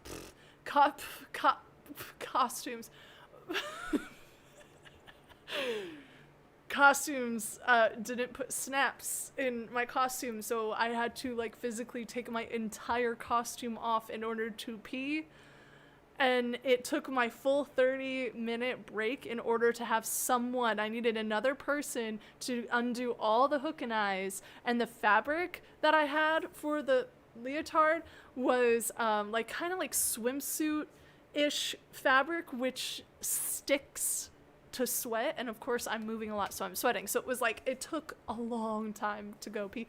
So every time costumes came down to the zone and said, any costumes malfunctions, anything we need to work on, I would always flash my dress and go, I can't pee! Until they finally fixed it after a few weeks. So yeah. Also the wolf fur, yeah, that's another one. The wolf fur, this isn't so much a malfunction though. I think it's just like, it's more on costumes than happening to me. But the wolf fur was also very fragile. Like a slight tug, the slightest tug of the hair, and it'll come out, and it just happened to be the most expensive fabric that they had. So within like a few weeks, we were balding in certain areas, and it was really awkward. And they were like, nope, we can't do anything about it until maybe halfway through the run because it's the most expensive fabric and we're not just gonna keep replacing it. So now you guys are Yeah. bald for a few weeks. And it was just so weird because it was like really patchy. I was really lucky to have separate layers. Like I had clothes on. Both of my characters that I played, I had actual clothes. So I had like jeans, clown boots, things like that. So they were all separate. So like, you know, if I went down to go to lunch, I could just take off and replace, you know, put a sweatshirt on or something. So There was one time I had a prosthetic on one of my eyebrows and I was sweating so much that it started peeling off a little bit. But other than that, it wasn't a huge deal because on my break, they just added more glue and it was fine. But in the moment, it was really awkward because people would point it out and be like, ew, she's peeling. And I actually worked it more into my character. I was like, yeah. So this question from Killer Man: have you ever gotten scared by another scare person?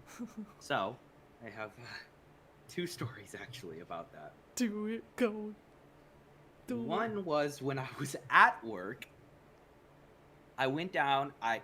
When I went down when I was the clown, I would take upper part off, put a sweatshirt on, and I would keep the bottom half as him because I didn't feel like switching shoes and whatever. Like it was a whole thing.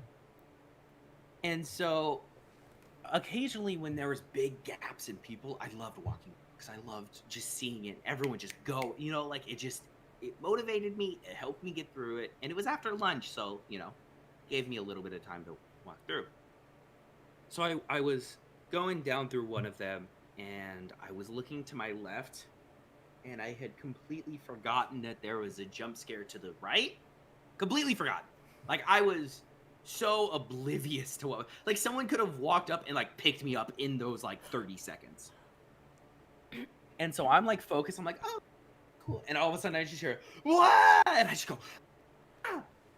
And we like stop and just stare at each other because he's like, mask or like, you know, hood.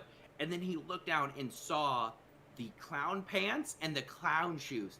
And he looked up and they looked up and the joy in their face that they realized that they just scared one of their coworkers was like over the moon. And it's a big win.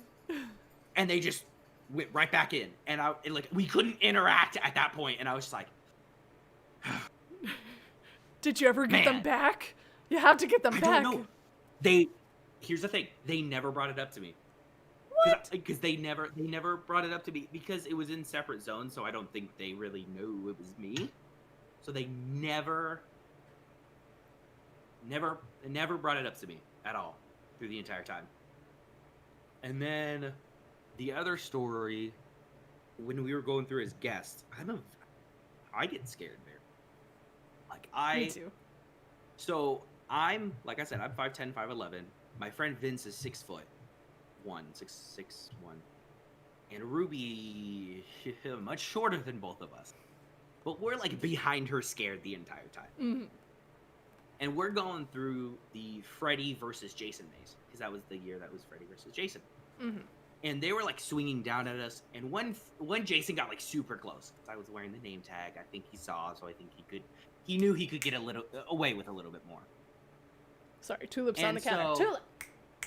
Hey! Tulip! Stop! Tulip! She's doing her own thing. She just... Yeah. She listens when she wants to. Cats. Yeah. Tulip, hey! And... Look down. Down. She's just staring at me. Okay. You don't want your treat? Okay. You don't want your treat. Sorry. Continue. No. So one of them got like really close because, you know, again, it was a bright orange one. So right. Like you could see it. And I just go, excuse me, sir. That was too close for my comfort. Thinking I could like, you know, I was trying to play it off. And he looked dead in my eyes and just went and got closer. And I was like, sass. Okay. I have to take this L. Like, I'm not going to start a fight with a coworker. No. So I keep going. And that year, they actually switched around every so often who would win, Freddy or Jason. Mm-hmm. And the time that we went through was Jason won. And he was, like, holding like Freddy's head, you know? and they're like still. So I think it's like, it's over, whatever. I forgot that they had told us that it was a jump scare. And so I go, yeah, wait, no. And then as soon as I say that, both the Freddy body, who's headless, and Jason, who 6 foot plus, both jump out, and I'm like, and like we just had to keep walking. Oh, that's awesome. I never got to go through that maze, but I always wanted to see what it was because so many people talk about it. It was fun. And then that reminded me of another one. We were going through the Exorcist maze. The people in front of us. So it was a really good maze. The Exorcist maze was one of my favorites. I love The Exorcist. I would have loved to go through that maze. Were one of those people that did not want to go into the next room. So they would have like a bedroom scene, and then they'd go into like a little like roundabout where the demon would come out and scare you, and like it would alternate between the demon and Reagan, and like it would just go back and forth. And so we're going up to this end, and it's the scene where the priest is throwing the holy water. And they stop and they bump into us. And it's loud. So like I'm like, Gah! Like I just like yell from behind. And all of a sudden I just felt splash. And I go, ah! And it got my eye. I go, God! And I looked, and the priest like quickly went back and like started doing this. And I was like, oh my God, go! I'm not scared of when water squirts out from places. I do get scared when it gets in my eye because it's like, I don't know where that water has been. Yeah, it's not the fact that I got scared. It was just like sudden, and I wasn't expecting him to like, get me. And right. I always get jump scared at things a lot. I mean, just last night when we were playing Phasmophobia, I definitely got. And I get scared so easy, but I hope it's at least entertaining for people. It's so fun. Yeah. Let's see. Who are your favorite people to scare? My parents. Really? All I have to do is remind them I'm an actor, and that usually does the trick. But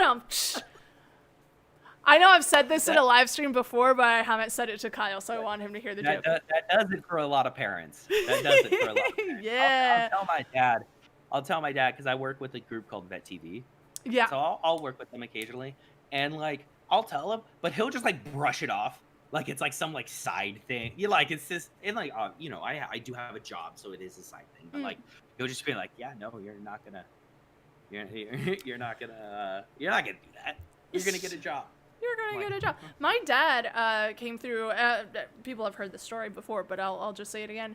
My dad didn't understand how big a deal Halloween Horror Nights was until he came and saw it for himself, and like saw me scare, and he was just so excited. And my dad doesn't get excited about those things, so it was really nice that he came by. It was just like, no, that was really it though, because my dad's this business guy, and he's super.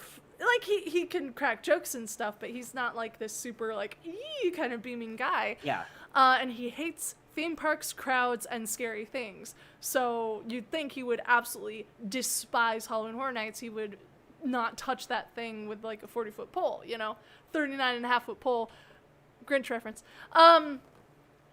But he did because my mom also really wanted to support me, but she cannot handle scary things at all. So she's like, you have to go in my place. He's like, oh, fine. So he came, and when he saw what the event was and saw the advertisements for it on billboards, on buses, on everything, he was like, oh, I didn't realize it was like a big deal here. I thought it was just like another little hunt that she did, but no, this is like a big event. Wow. And then like he went there, he was recording everything, and he wouldn't get scared, but he would play along with it. So people would jump out at him. He'd be like, ah, ah.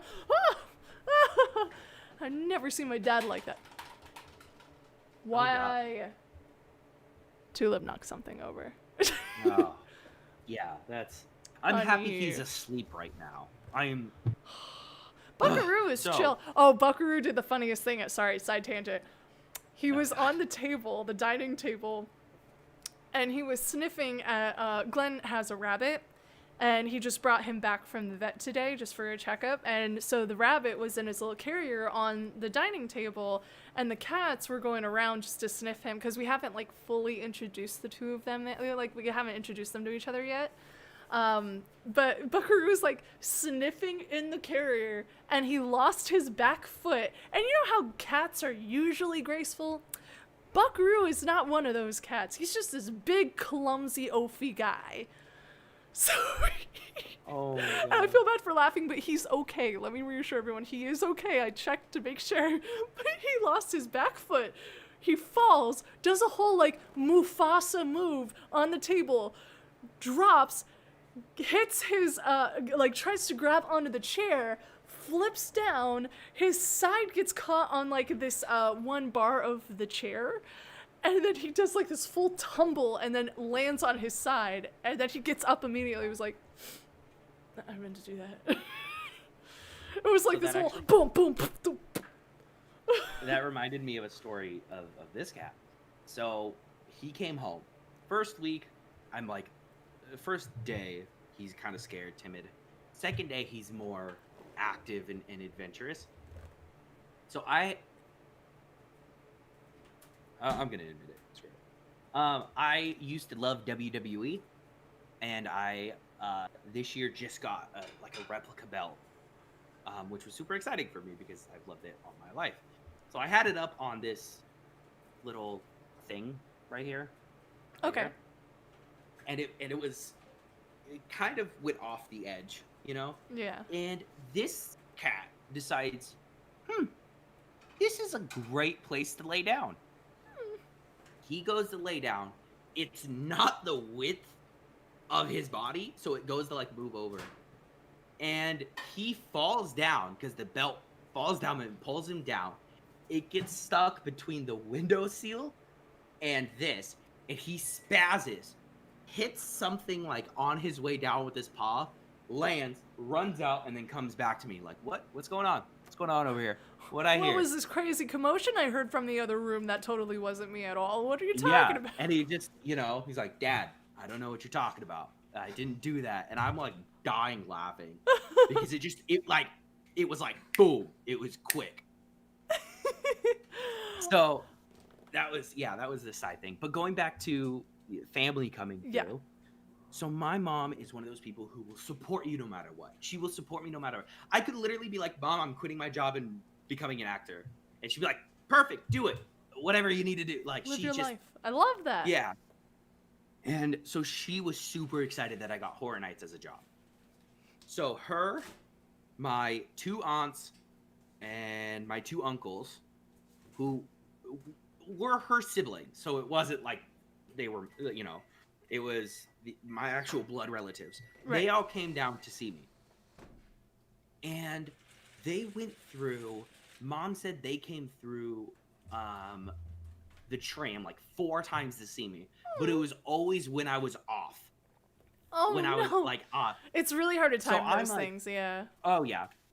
So I'm down at lunch and I'm eating, and she texts me, she goes, I'm on the tram. And I go, really? Like, I mean, I had like 10 minutes left. So I told her, I was like, I have 10 minutes left. And she goes, or 5, or I don't remember. She goes, well, we're halfway there. And I was like, oh, no. So after I eat, I sprint. I just take off from the lunch area all the way up, get my mask on, and I run out. And I'm like panicking, like trying to see if I see them. Yeah. And I don't see them. So I go over to the side and I'm like catching my breath. And all of a sudden I hear my mom behind me. And it's her and Ruby at this point, because my other aunts and uncles are like, look, I love Kyle, but we've done this so many times, yeah. And my mom was like really wanting to see me. So I turn around and I see them, and I just like, I got this like second wind that I just like started like, I'd never made noise before. I made noise with them. I laughed. I was like following them and like getting really close. And my mom gets super scared, but Ruby's just kind of like, whatever, But I was super into it, and she was like laughing the entire time. Aww. And then the next day we talked, and she goes, you did really good, and I just wasn't expecting to see you. And I was like, I was out of breath, Mother. I made it happen. She was so excited because I was like, at the time she did still live in Washington, so it wasn't like, you know, a drive up. She had to fly down, so I was like, I want to She make made this the whole trip. worth it. Yeah. Yeah. Wow. So it was great. That's great. I'm Man, so I glad she keep was getting able to see stories, you but then after all. it slips through my mind. I'll let you think Man. about it. There was one. So If you think about it. I think I can tell it. Yeah. I think I can tell because it's been 3 years, and they can't do anything, right? Anyways. So Does anyone with any real power watch this? I don't know. I don't think so. I can't say. I don't think our boss is watching. I don't think they remember who I am. Yeah, I had a full interaction with Top Dog, and I told him I worked there, and he just was like, "Oh, cool," and then moved on. So, anyways, so I'm on the hill, I'm the clown, and this kid comes up, and he's in a wheelchair, and I try to scare him, but he's having the time of his life. He's laughing, he's enjoying it, and that warmed my heart. I was like, "Oh, Scare the like, chair." that made me happy. And so I'm at the top of the hill, and I just go, you know what? I'm gonna follow this kid. So because they go to, you know, to get in the line, I'm standing next to him, and I'm kind of, you know, like doing like weird little hand gestures. We get into the line, and I'm still chilling. I'm like, I have nowhere to be. This is like one of the more dead nights. And so one of the mom or the dad, I don't remember, goes, "Can we take a photo of you?" I could not just walk away like I was supposed to, but I was like, if I don't notice it, they could take a picture. So we're standing there, and I kind of do this, and the mom and the dad pick up instantly. They get their phone out, and I do this behind him, like behind his head. And he looks up, and I go, you know, and they take the picture, and they're like so grateful. And I wish I could talk to them. Because it was like one of those things where like there's very few people that have touched my heart going through. He was one of them because you could tell he loved it. He wanted to go. So they go through, they thank me, and then all of a sudden I just hear, "Ah!" I'm like, and I look down, he's got the biggest smile on his face. And I just go, I have one of two options here. I could be the butthole of the joke and not react, or I can overreact and sell it. So I look up at him and his mom, and they're like waiting for me to react. And so I just go, like, I got scared, and like I put my hand over my heart, and I was like, "Oh." And they all, you know, they celebrated. Yay, you scared the clown. And he was like, you know, he was so happy, and it like, I genuinely wish I could talk to them and just like, you know, and tell them that they had that impact on me. Because, you know, like when kids come through, you can scare them, but like you kind of feel bad if they're forced to go. Mm-hmm. Yeah. Which I have another story about that. But he absolutely loved it, and it filled my heart, and it made me so happy that he came through and he was having the time of his life. And it was like, I mean, you know, and I will add this, he wasn't just in a wheelchair. He had, you know, some special things about him, and that made him even more happy, you know. And so he was really happy about the entire interaction. I don't know if it's the same person, but there is another one who is very similar in that way. He has, I believe he has cerebral palsy, and he's in a wheelchair. And in 2018, he would come through all the time. And most of the time he came alone, so I don't know if it's the same person or not. But he was, like, on the older side, kind of around our age, I think.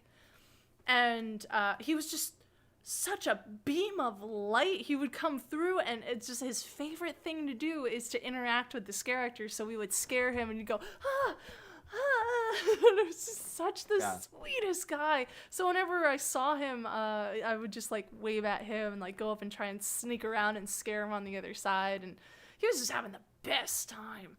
Love that. I love when people enjoy going through haunts and like go to the effort. It's so fun. I Wholesome never stories. saw them I never saw him again, but I just like, I wish if I could get a message to even just like one of his family members, like that would be the message. Because like he stuck out to me. It's been 4 years since that like thing, and I remember it like it was yesterday. It was heartwarming. That is another good point. Like, obviously, we have a lot of stories from our scare acting and different kinds of experiences. This is a good thing to keep in mind. Scare actors remember. We're not just monsters. Yeah. We're not just going to forget. If there's a particularly funny interaction or really wholesome interaction, it's going to touch us in a certain way, and we're going to remember. Or extremely sad interaction. Or extremely sad. I had one of those. Oh, no. The same year. So, I see this kid, and he's horrified. I know he's horrified. You could tell. And I'm like a shark. I saw blood. I was there. I was like, but like, here's the thing. When I saw that, I didn't torture the kid. Right. I didn't like follow and like mess with his head. Right. And he's facing down, so I didn't see his face. And I just go, bleh! And as he turns, the light hit his face, and he was bawling. Oh. Full on bawling. And I had to stop. I was like, I just was like, oh man, like it made me want to cry. Yeah. Like I stopped and I was just like, oh my God. And like his mom, was there and whatever. So we go out into the back and I'm talking to one of the show control people at lunch, and she goes, oh, I saw that kid. I told people, oh, I saw that kid. I offered him and his mom a way out because he looked horrified, but his mom forced him to go up. Minutes before I scared him. Like, it was at the bottom of the hill. I scared him at the top of the hill. And I grew so much hate towards that mom. I was just like, are you kidding me? That is a horrible mother. And if you are that mother, you are a horrible mother. If a kid is traumatized going through a haunt, you do not drag that kid through. You take them out. And wait until they're older and then reintroduce it. Maybe. Was like you could like I could get you out if you're with me. Nobody would scare you. I'll protect you. And the mom was like, no, he's fine. And I'm like, I saw his face for a split second. I knew he wasn't fine. And I'm like, you could tell when a kid is traumatized versus just being scared. And now I'm like, he may have nightmares of this cloud scaring him, and I am that cloud. And I'm like, that is no fun. I'm like, that is horrifying. I remembered another story. So, back to the room that I was talking about before. The guy that almost fought me. Yeah. I was in that room another time, and we had, so the person on the table was supposed to have, their body cut in half. Right. So we were supposed to use, our fake knife, pretend to cut, and we had, a little sprayer so we could spray people. Fun. I got so tired one night that I just set down my knife, and I just, pressed it to squirt people.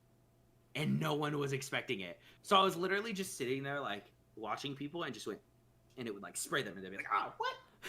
And they'd see me, and they'd be like, oh, okay. And, I'm, behind a table. And I didn't move. I didn't, try to intimidate. I just was like, it was, so nonchalant for me, but, they were, and then, look up and make sure, and I'm just like, oh. Oh my God.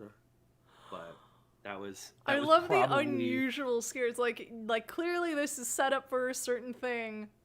I'm tired, so I'm gonna do something else. And it's just as effective. Cool. Yeah. And then there was another time. I have 2 stories at this location. Okay. There was another little area where I would hide around, and the light was placed just perfectly so I could see people's shadows coming through. So the first one, I saw a shadow. It was extremely slow night. So I was like, perfect. Have a scare. Full seam around that corner with knife up and everything. And I just go, ah! And it was it was a show control person. Oh no, I was expecting. And he went, ah! And I go, and I stopped. And there was no one behind him. So I stopped and slightly broke character. And I was like, oh my God, oh my God, oh my God, oh my God. And he's like, why? And I was like I just shut, I can't explain. I just saw a shadow, didn't know it was you. Sorry. And then there was another time, I know I've posted about this, and I think you saw it. But I saw a shadow, and I was like, perfect opportunity. Went to go jump around the corner. I'm, again, third time, fourth time, 5'10", 5'11". Not that many people are taller than me. And if they are, it's like, I come up to their chin or whatever. Right. Turned this corner, came face to chest with someone. And that threw me off. And I went, ah! And I just, like it's one of those like moments in a movie where like the arm goes down and the head goes up. Mm-hmm. I did that, and it's like this professional basketball player just smiling down at me. And he's like, and he's so unfazed because nobody is taller than him. And he just continues. And I'm like in shock. I'm like, what? Oh. and I hear the people in his group. And I just go, I gotta get something out of it. Bah! And I got them, and they all like. But I was just turn it around. I was like, what? I was like, what did I like? Again, not that many people are taller than me, but he definitely he humbled me up. He definitely humbled me up for a second. Yeah, Glenn is about 6'4" or something, so he knows how it feels to not be scared easily because things tend to not be taller than you.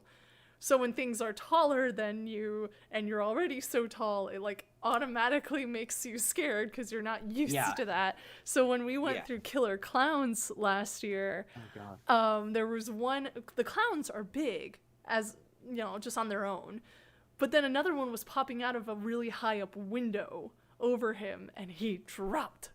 I don't think he dropped. Maybe in my head he dropped, but he was whoa. In your recollection, in my mind he dropped, but I don't think he actually dropped. The reality of it was he was taken back, and I just applauded the actor, thanks for scaring my man. Not a lot of things scare him, so yay. But it's the same thing. It's like he's not used to things being taller. You're used to here down, and it was the best getting people who are taller than me scared. Yeah, I like being my height, and especially being a woman my height, because there are so many people who are shorter than me, but also a lot of people who are taller than me, so I get used to both. But if they're shorter than me, I know how to intimidate and just look down on them. But if they're taller, I also know how to go shorter and make them even more scared of that. So play with your height. No matter what height you are, you can be a scare actor. Just know how to use your height.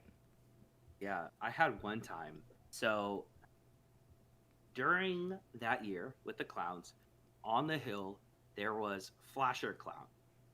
Did you hear about this? Oh, yeah. I know a Flasher Clown, yeah.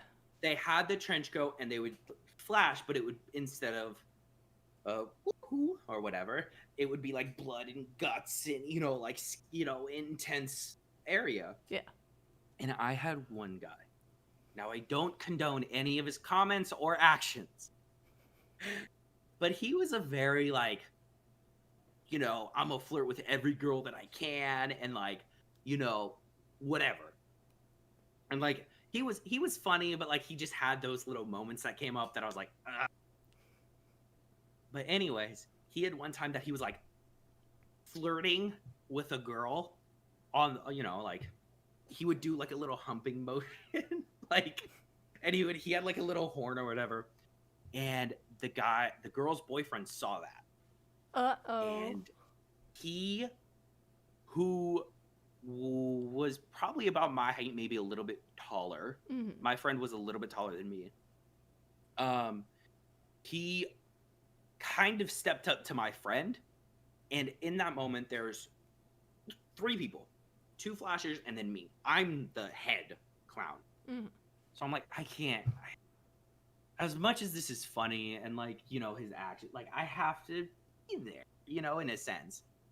And so I kind of stepped up, then he stepped to me, and he was pissed at both of us. And he's as we're going up the hill, he's how dare you do that to my girlfriend? That is so disrespectful. And he was yelling at us, but we're what are you gonna do?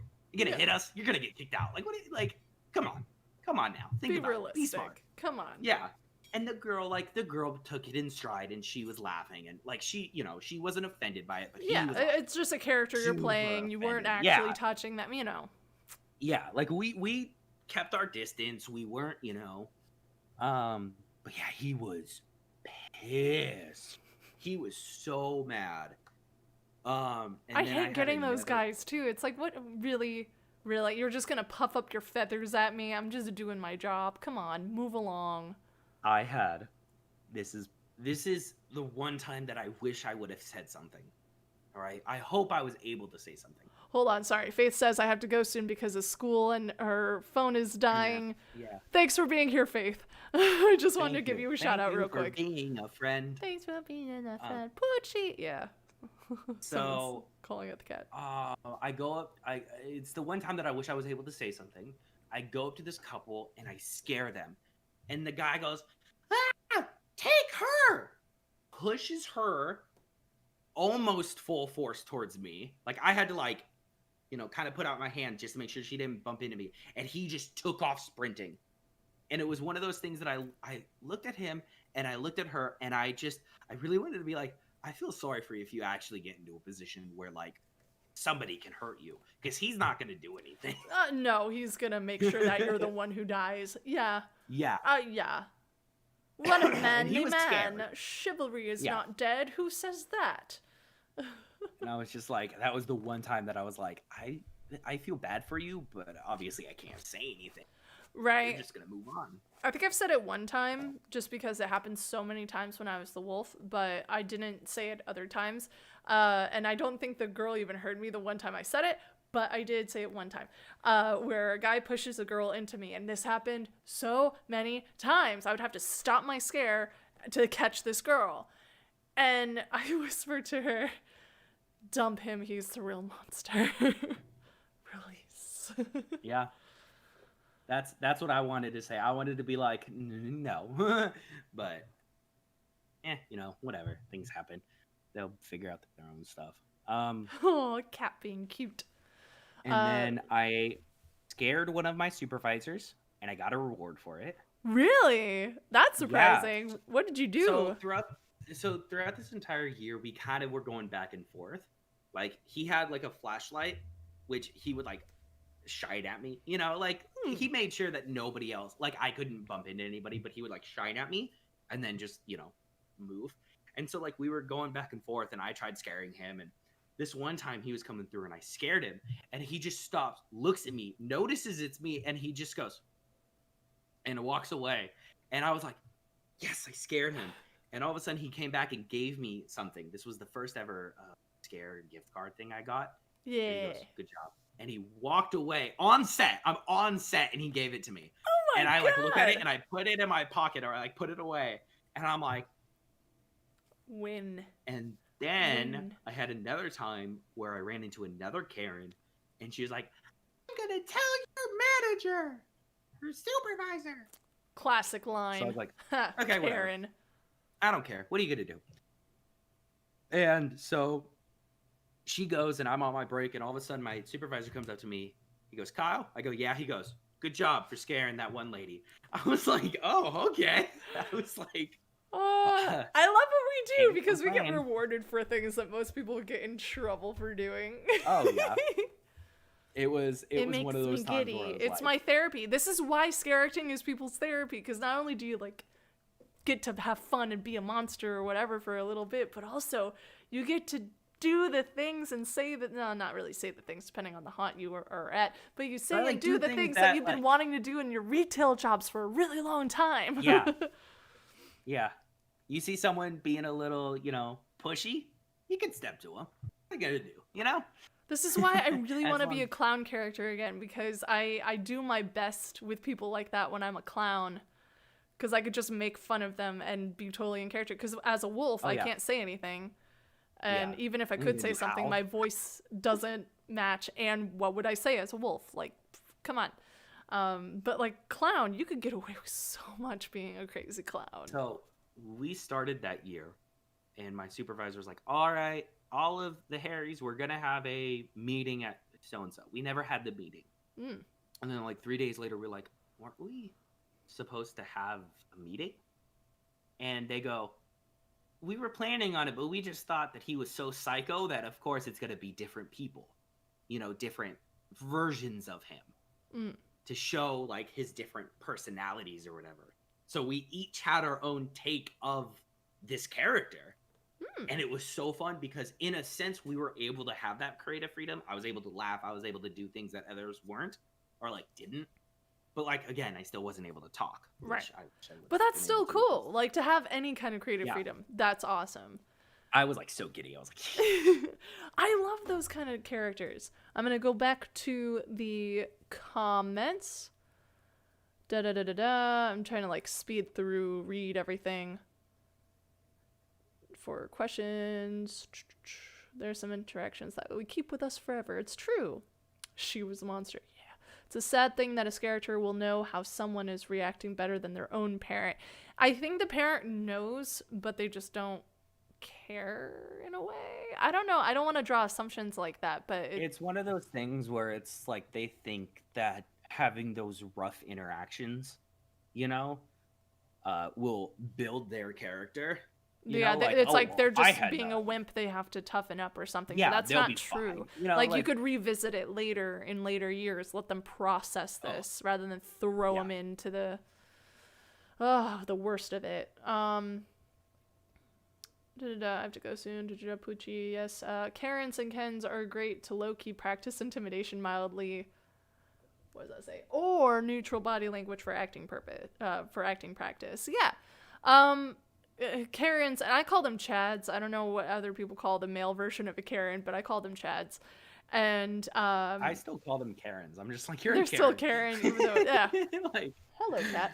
But I like interacting with them to a degree as a SCAREACTOR because they can be very intimidating and they do get their way most of the time, which is the rough thing. It's like they're so entitled and they are just causing such a scene.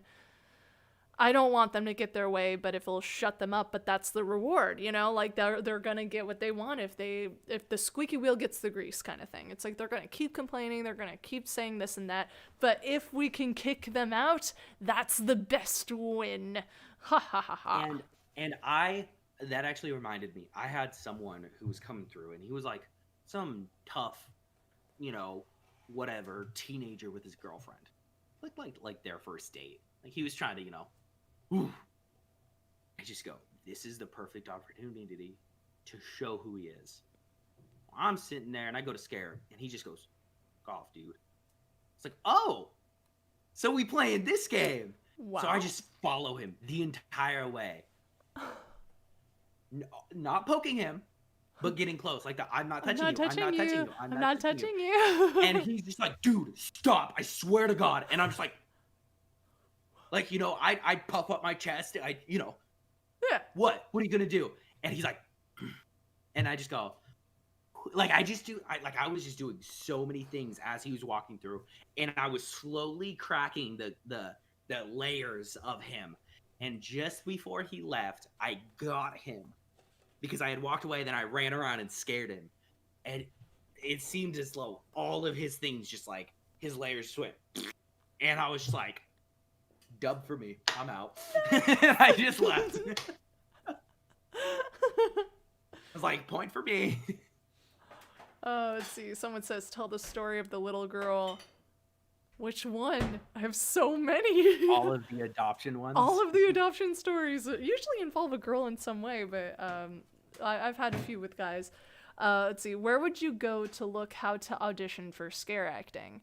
Well, you found out through a friend, right? A lot of people find out through people they already know, but if you don't know anyone who's already a scare actor, check online, check for local haunts in your area and see when auditions are, contact them, say, hey, I'm really interested in working for you. Just reach out to them and let them know, and they should give you all that information. Unfortunately, I have no straight answer for that because it's different every haunt and it's different every state and every country, so yeah, you'll have to do the research, but just look up haunts in your area, talk to people, and see for yourself. Then Josh Levine says, there's building character and then there's traumatizing. Yes, traumatizing is different. And And we can usually tell when a kid is full-on traumatized versus just scared. And that's why I adopt kids. If I feel like they could potentially go traumatized, but they're handling it well enough, that's when I step in and I have them scare other characters to make them feel more in control so that they could survive the rest of the night with their parents dragging them through a haunt. So that's why I do what I do. Well, that's good. Yeah, I like. I didn't really have any time to interact with him because as soon as I saw his face, they were gone. Right, like, right. It really depends on where you are, like, what your character is, how traumatized they are, and the parents, of course, have to allow them to let me adopt them, you know. So it really depends. It's circumstantial. But Sasu, if I go to a haunt with my love, I'm telling them once inside, look, I'm about to scream so much and I'm not ashamed. Let's do this. Yeah. Well, that was actually one of my earlier dates with Glenn. Funny enough. I screamed my head off in Walking Dead. It was really funny. So, when you were a wolf, once again, that doesn't narrow it down. Yeah. Because all my adoption stories were when I was a wolf. I'm so sorry, Killer Man. I'm not helping you. I have another story. Go for it. When I was a guest. Okay. So, I was going through Krampus year. It wasn't a huge. I'd never seen the movie, so I didn't know what I was expecting. So I was going through, and there's one scene where it's like the living room, but the Krampus was going outside, back into his little box outside, so that he could jump through. And I don't know where this confidence came from, but I was like, "Yeah, that's right, go back." And I muttered it to myself. I don't know how. I don't know why. But he just, I'm going to take off my headphones real quick, but he just goes right at me. Yes. And I'm like, I'm at the start. So I'm getting a little, you know, it's one of the first mazes. I'm getting good. I'm getting confident. I'm getting a little too confident. And as soon as he stares at me, I just go, no, please stop. And my entire cocky confidence just goes, ooh, and he just goes, that's the guy to go after. So then he starts making his way towards me without breaking eye contact, without staring at me. And at this point, I'm just like, and I look, and he's like right there, and I'm just like, ah! Oh my god, it was so funny. Oh my god. But I got so confident, I was just like, yeah, that's right. You know, that's and then right. he's just well, like, that was your mistake, because you know how sassy characters are. As soon as we send someone, be like, yeah, that's right, go back in your hidey hole. We're like, excuse you, I'm gonna hang out here with you for a bit. How do you feel? Yeah. How do you feel about that? I hated when people told me to go away. I hated when they're like, leave me alone. Stop. You're not scary. I hate that was my too. least favorite. But I did get one really good scare out of one where the girl was just like, pop out and scare me. I'm like, no, I'm not gonna pop out just because you said it. You ain't getting a scare now. And then as she was exiting, that's when I popped out and chased her out the room, and it was great. Scared her good. I had one time I was on the hill, and there's nowhere to like hide on the hill because there was the barricades. Right. So I was like, oh my god, I have nowhere to hide. So I'm just standing in the middle, and this is what I did a lot. I just stood right in the middle and just waited. I waited till, like, you know, I hid my knife, whatever. I just waited. And this person comes up and yells and goes, I see you. You're not hiding. I see you. You're not scary. And I could tell in her voice, or their voice, they were trying to do that so they didn't get scared. Because they were scared. So as she's it's a defense mechanism. You all think we don't know, but we know. And I'm just like, okay. And then I stomp. One thing that I like to do is stomp and like, shove out my knife, which is what I did, like, you know, like that. Yeah. And she just goes, and ran away. And like, just woof. And I was like, I'm not scary. I thought I wasn't scary. I thought you saw me. I thought you knew I was going to jump out. No, it's because she didn't want you to be scary, and then you did scare her, so you're not good at not being scary. There you go. You can never win. I failed her version of my job. Let's see. Killer Man says, when she was your pet owner. Oh, okay. Okay. So that story. Sure, I could tell it if you want me to. I've told it so many times. But I assume this is the one you're talking about. I used the "you're not scary" tactic before. Yeah, whenever people say "you're not scary," we usually take that as, oh, but you are scared. You just don't want to show it. You want to seem like a tough person, but fine, whatever. You're just gonna be sassy and mean, whatever. Just real quick. Not my proudest moment, but as a guest, I've used the "you're not scary" and "I see you" out of habit. Oh I did it without even thinking about it. And then as soon as I said it, like I said it to a friend. I don't remember who I said it to, but I said it, and I was just like, when did I become that person?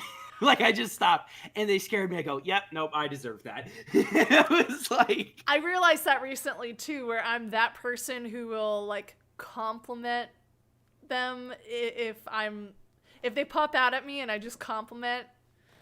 I hate people who do that. I don't hate people who do that. It's not my favorite reaction, but I also don't mind it too much. But I don't like being that person. And then if you really, really scare me, it's really easy to scare me anytime after that. Like as soon as the dam is broken kind of thing. As soon as you get that first scare, every scare after is going to be so easy. And I react in a huge way. And it's obnoxious, and I know it is, but I can't help it. So when I go through hunts and I get scared and I start like complimenting people, or I'm like a big reaction, I can't help but think to myself, oh, when did I turn into that annoying person? Oh no. And I'm an employee. I hate this person. Why am I this person? Yeah, it's you realize it after being a scare actor and seeing other people's reactions and knowing like what annoys you as a scare actor to see on people being scared.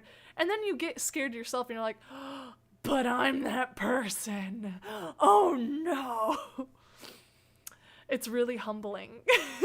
Yeah, it is. You take a moment and you just go, okay, still not my favorite people, but I could see the reaction. I could see. It's like, okay, I have to practice patience more with the people I scare because I do it too now. I can't judge them because I do it too. Oh no. And I hate that. I hate that. I want to be better. I want to be better than them, but I'm not. I know. I want to be the guy that nobody hates and I give the best reactions or whatever. But I want to be the like best I said, guest. I was going through it. I was like, I see you. And then as soon as it left my mouth, I go, no. No. Why? Oh, God. But to tell the story, because Killer Man has requested it, what'd you say? I used to try to scare the actors until it backfired. Don't try and scare the scare actors. It's more dangerous than you think. I love when people tried to scare me. Like, they tried to step up to me. I think it's cute. But I also think it's really dangerous because a lot of the times they'll try and sneak up behind me and I'm trying to turn around or something. I might accidentally hit them, or they'll like try and jump into me when I'm already jumping to get a scare. Yeah. And I have to end my scare early and it hurts my ankles and my knees. So. Oh, yeah, because you have to stop yourself. Because you have to stop your scare early. If you bump into them, they're not going to take blame. They're going to be like, you bumped into me. We'll be liable if they get hit, even though they're the ones jumping at me. So I don't like it when people do that. I think it's cute if they do it in a certain way. If it's like I'm already walking this way and then they're like walking next to me and they're like, boo. And it's like charming. Yeah. Rolling of the eyes. I never had someone jump at me, so I've never had to deal with that. Yeah, I've had quite a few people jump at me and I had to stop a scare. That's why I wore compression socks on my knees and ankles, both knees and both ankles, because I have a previous injury in one ankle and in one knee. But the other ankle and the other knee started hurting too from stopping scares early. So I had to I was basically a mummy from the thigh down after a certain point. But yeah, so the story of the girl, I was the wolf in my scare zone. And there was this girl who basically adopted me. Her name's Trinidad, and I love her so much. She would come through and have her own little props with her. She was just such a huge fan of going through Horror Nights. Nothing scared her, but she was such a good sport about everything. So I was actually a huge fan of her. I was like, she is my idol. I love her. She was probably 9, 10 years old. I'm really bad at judging age, so apologies if I'm far off. But I'm going to guess around 10-ish. And maybe closer to 9. I don't know. So, I find her, and then she stands off to the side, and I go up next to her, and I'm like a little dog, and she would go, and like point at my next victim. So I would go and scare the person, then I'd come back next to her and be like, okay, what's next? And she'd go, and then she'd point out my next victim, and then I'd go and scare that person and then come back. It was just so much fun. I was just like, I'm a little dog. Send me to do your bidding. I'm your hellhound. It was just so much fun. And we did that for a few minutes before I had to, like, I bowed to her, and then I howled, and then I left. But that was a fun time. Yeah, so Trinidad, hi, I love you. She's never gonna watch this, but she's just like, hey, that sounds familiar. I don't know. She's interacted with so many. She's like an honorary chainsaw person too. It's like at 10 years old, she has her own little like stuffed chainsaw, and she would dress up like one of her favorite characters, and it would be a different one every time. And then That's cute. I think Will in the brigade, he brought her into brigade once, and she was like head bobbing with all of them, and it was just so cool. She gets honorary treatment, and then she gave us all candy. Oh, she's just such.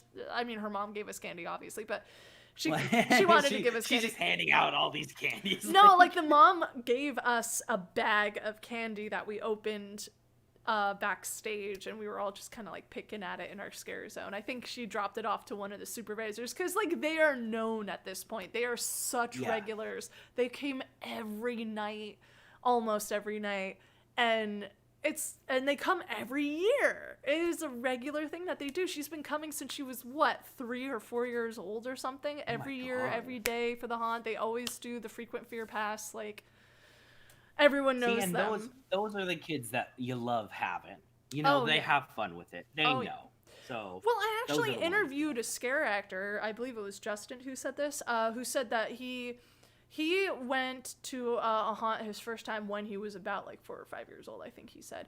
I don't remember what age he said, but he was very young when it happened, and that's what sparked his love of horror and his love of scaring, and that's what led him down this path to be a scare actor, was from that young age. So that's why I like to say, I used to say, like, don't bring your kids to Halloween Horror Nights, don't bring your kids to haunts, but after hearing him talk about it, it's like, actually, that's a good point, because a lot of kids might be able to handle it. So I say, feel free to bring them, not until they're a little older in age, probably around 10 years old. Like, let them handle it. Don't bring babies. Babies won't be able to process what's going on, and they will be traumatized no matter what.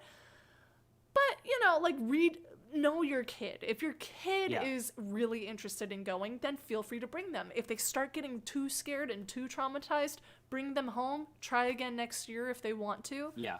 You know, just read the situation better. But I hate the parents. I hate them. I don't like to say hate because it's a strong word, but I hate the parents that drag their traumatized kids through haunts, saying like, ouch, we paid for these tickets. Come on, let's go. And the kid's sobbing. Like, no. You should have paid for a babysitter at that point. No. Yeah. You do not drag your kid. That's neglect. That's poor parenting by far. You're going to have to pay for therapy for that kid. Oh, yeah. And that's going to be a lot of money. That's going to be more money than a babysitter. That's going to be even more money than a babysitter. So you did that on yourself. Ugh.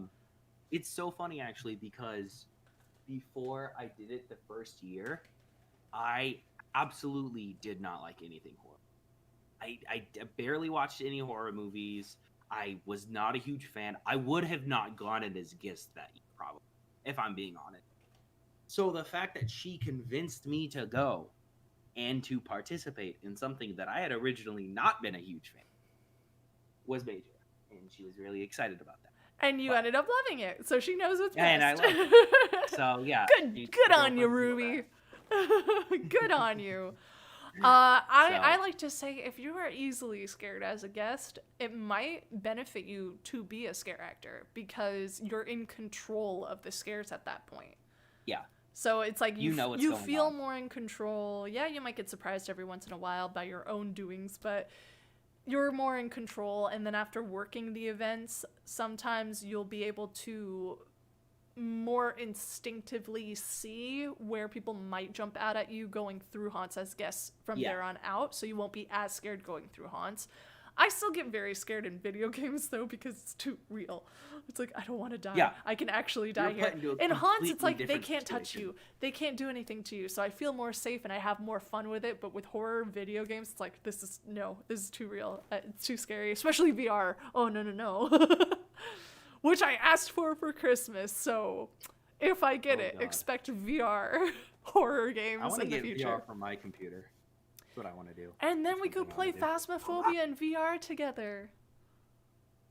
Yeah. Cindy, you're okay. Is everything They okay? love each other. Yeah, no, she just loves barking at the cat. Oh no. We came down. So. What does it say? Sasu. OMG, if you ever make merch, please have it as a wolf sister or wolf puppy themed. If I ever go to Halloween Horror Nights and you were working, I would wear a shirt or a beanie with an icon on it. Of being alone in the asylum hallway. Legit, I asked Noelle, is this what haunts like? Yeah. So first off, for merch, I am not nearly popular enough to justify making merch, but I would love to one day. I'm going to try and make new TikToks soon. I just need to make time for it. And then come up with more stories and stuff. But I've been focusing more on myself in 2020. It's been a rough year. And focusing on my SCAREACTOR friends. I wanted to talk to them. And that's been getting me through 2020, to be honest. It's just like, here's my socialization and talking about something we're both passionate about. So I'll be focusing more on TikTok soon.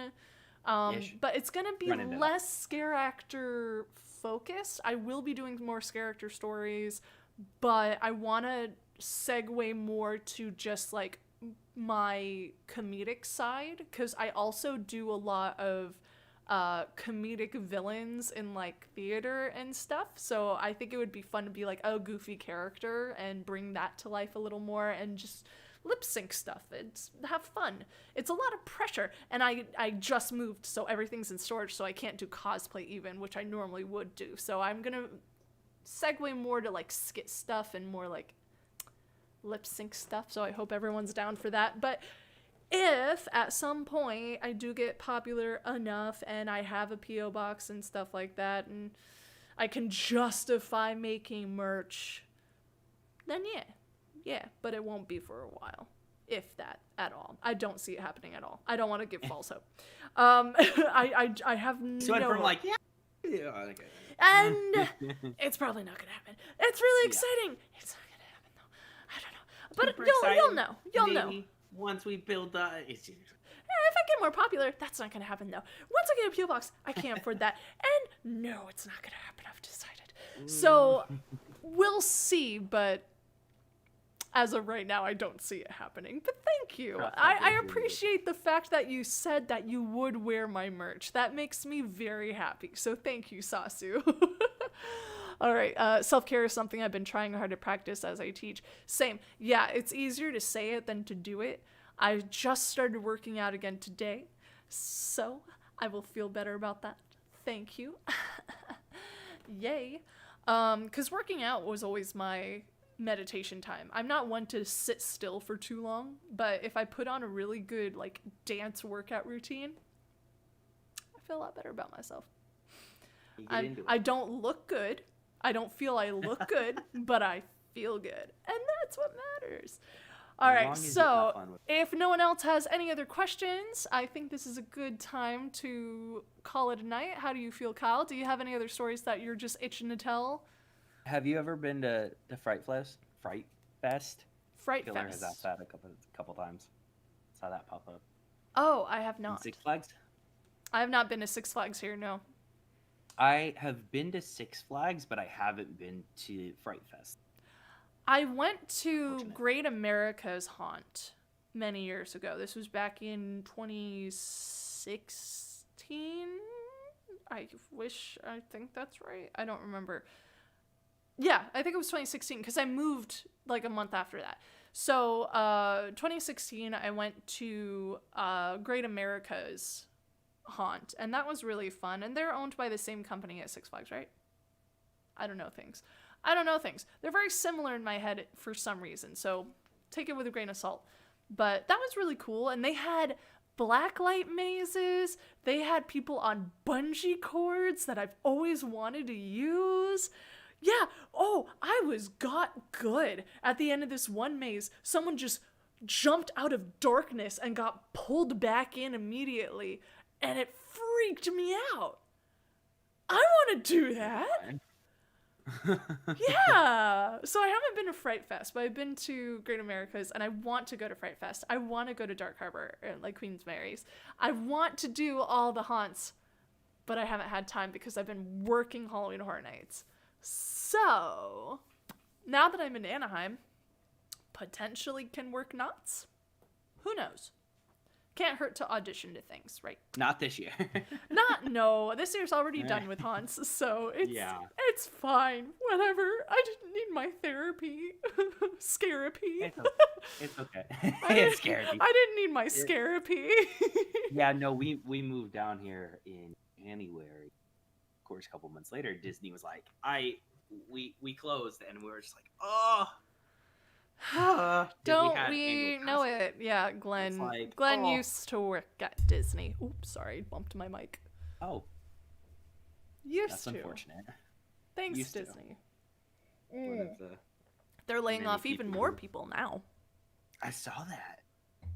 So, we're hoping that he'll get his job back, hopefully in the next year or so. But in the meantime, we're just doing what we can. That's another reason we moved in together, because we both need cheaper rent. 2020. Great. Lovely. The theme of this live stream is lots of humbling experiences happening for us. Yeah, exactly. I hope I can work HHN when I get old enough. Do it. Okay, I always say this. Go and audition. The worst that'll happen is they'll say no. If you don't go to the audition, you're already telling yourself no. And then if you go to the audition and they tell you no, you know what to expect for next year, so you're better prepared and hopefully a little less nervous the next time you audition. Just keep trying. Because you never know what they're casting for, even. You could go and get cast. That's true. You could be the best scare actor ever, but if you don't fit in that costume that they're trying to cast you in, it ain't gonna work. So, don't be so hard on yourself. Go to the auditions, commit to an idea, and just have fun. Yeah, I know. Hey, oh, baby. Sorry, she's opening a drawer, and these drawers are broken, and it was gonna fall on her, and I don't want my baby to be crushed by cutlery. That would be a bad way to end the stream. Sorry about that, everybody. Tulip knows. She's still going for it. Hold on, sorry. Tulip. Both of them are acting up right now. Down. Good girl. I'm gonna hold you because you are being too active right now. So Tulip knows how to open drawers, and she likes to hide in them. And she was opening one of the drawers in the kitchen that has cutlery in it, and the drawers are not on wheels with a stopper, so she could absolutely pull it completely out and fall. Cats are getting very mischievous from both of us now. So we have a little, I don't know where that came from, but there's little pins, and he keeps trying to go back towards them, so I'm trying to keep him away from the pins. She likes to go for pins too. Whenever I'm sewing, she's always going for my sewing pins. I don't know why. It's are you trying to hurt yourself, baby? Why are you doing this?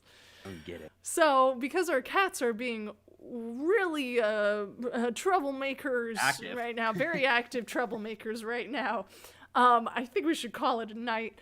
But thank you all so much for watching. Kyle, do you have any advice for people who are just starting out for scaring? I like to end the streams like this. Well, like you said, just go and have fun with it, and don't hold things to don't hold people to things. Don't take things too personal. Because I know there was a couple of interactions that I had that I was you were disrespectful to me, but when they see you, if you get it and you're working, they see a character. They're reacting to the character, which you scared them as. So that's gonna drop.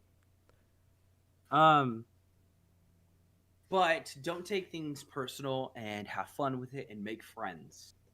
I would probably say the first week or two I didn't really talk to that many people.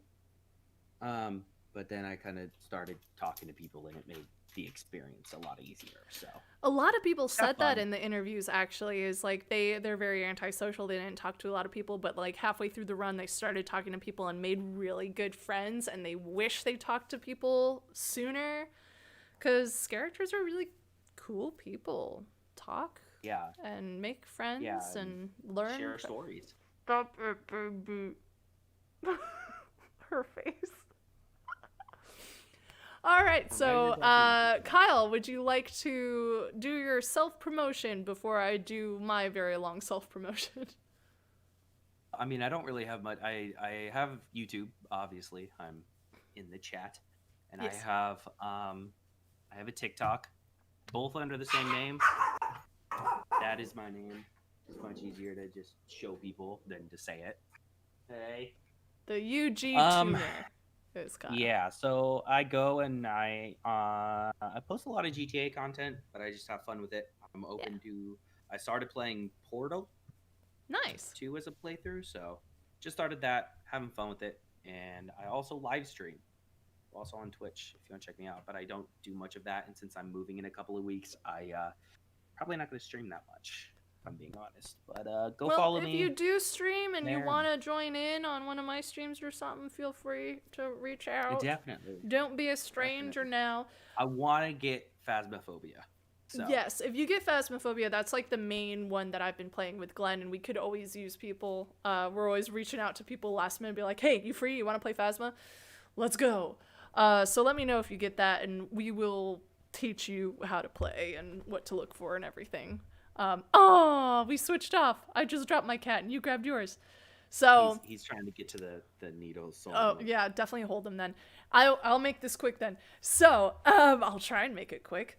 So I will put Kyle's information in the description of this video. So if you want to follow him on Instagram, Twitch, YouTube, TikTok, all those things, please follow him. He's awesome.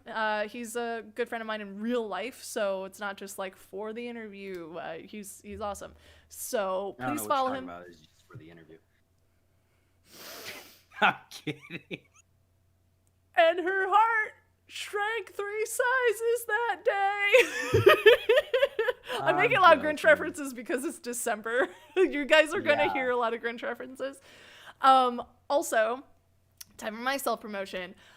So subscribe to my YouTube if you haven't done so already. Comment, like, all those fun things. You know what to do. I go live Mondays, Wednesdays, Saturdays, 8 p.m. Pacific Standard Time to do these fun scare actor story interviews with friends of mine who are professional scare actors. So if you're interested in scare acting or you just want to hang out, chill with us, talk with us for a bit, we tend to go off topic anyway, so it's a fun time, and we do that for several hours in the night. So Mondays, Wednesdays, Saturdays, be there in the live stream. If not, then they live here on my YouTube, so you could always catch up if you missed a night. Obviously, we won't be able to reply to you if that's the case, but you could at least see what we talked about and see if you can learn something new. I also go live Tuesdays on Twitch at 8 p.m. Pacific Standard Time. I've been playing a lot of Phasmophobia with my boyfriend Glenn and some friends of ours, and we've been having a fun time. So if you want to see a scare actor get scared, that's the way to do it. And we have a fun time, and I'm gonna be implementing more days to Twitch and less so the character stories soon, because I have people scheduled up through next week, but after that I stopped scheduling because I wanted to enjoy my birthday and Christmas and the New Year and all that stuff. So there'll be less character stories. They might end completely, and I might bring them back every once in a while if I have a friend that wants to be interviewed, and I'll do that. But just to give a heads up that they will be ending soon, but there are still people scheduled for Saturday. So this upcoming Saturday is the next one. Fridays, 5 p.m. Pacific Standard Time, I go live on TikTok and I do this fun 16-tier competition thing. So if you don't follow me on TikTok already, please do. I will be posting more videos on there soon. I tell a lot of character stories, but I'm also going to be doing a lot of like comedy sketches and stuff like that. And it'll be fun. And I love interacting with people on live. So So YouTube, oh, and also follow on Instagram, because that's how you're going to know the most up-to-date updates on all my live streams, whether I need to postpone something, cancel something, running late to something, whatever adjustments need to happen. You will find that out on my Instagram stories, so follow me on Instagram too. Yeah, Twitch name, charge_and_die. Same with Instagram, same with TikTok. The only one that is different is YouTube here. Also, if you go to my Linktree account, which should be in the description too, it'll take you to the links to everything. Everything. So I also have a Patreon if you're interested in subscribing to that and helping support what I do so I could dedicate more time to creative stuff. That's one way to do it. Also, I have a PayPal and a Coffee. So if you're interested in helping out in those ways, please do. But you don't have to by any means. But it's there in case you want to. And if you want any behind the scenes content like pictures and videos of whatever I'm doing behind the scenes, that starts at the $10 tier, I think. I think it's the butterflies tier on my Patreon. So watch out for that. Otherwise, you'll get a personalized thank you from me. And yeah, so I think that's all the stuff. You can find all this on my Instagram too, so it's really important to follow on Instagram. So have a good night, everyone. Thank you so much for joining me. Thank you so much, Kyle. I will give you a more proper goodbye after I end the stream, and I'll see you all either in my live stream on TikTok on Friday or Saturday when I'm interviewing someone else. So have a good night, everyone. Thanks for joining. Goodbye.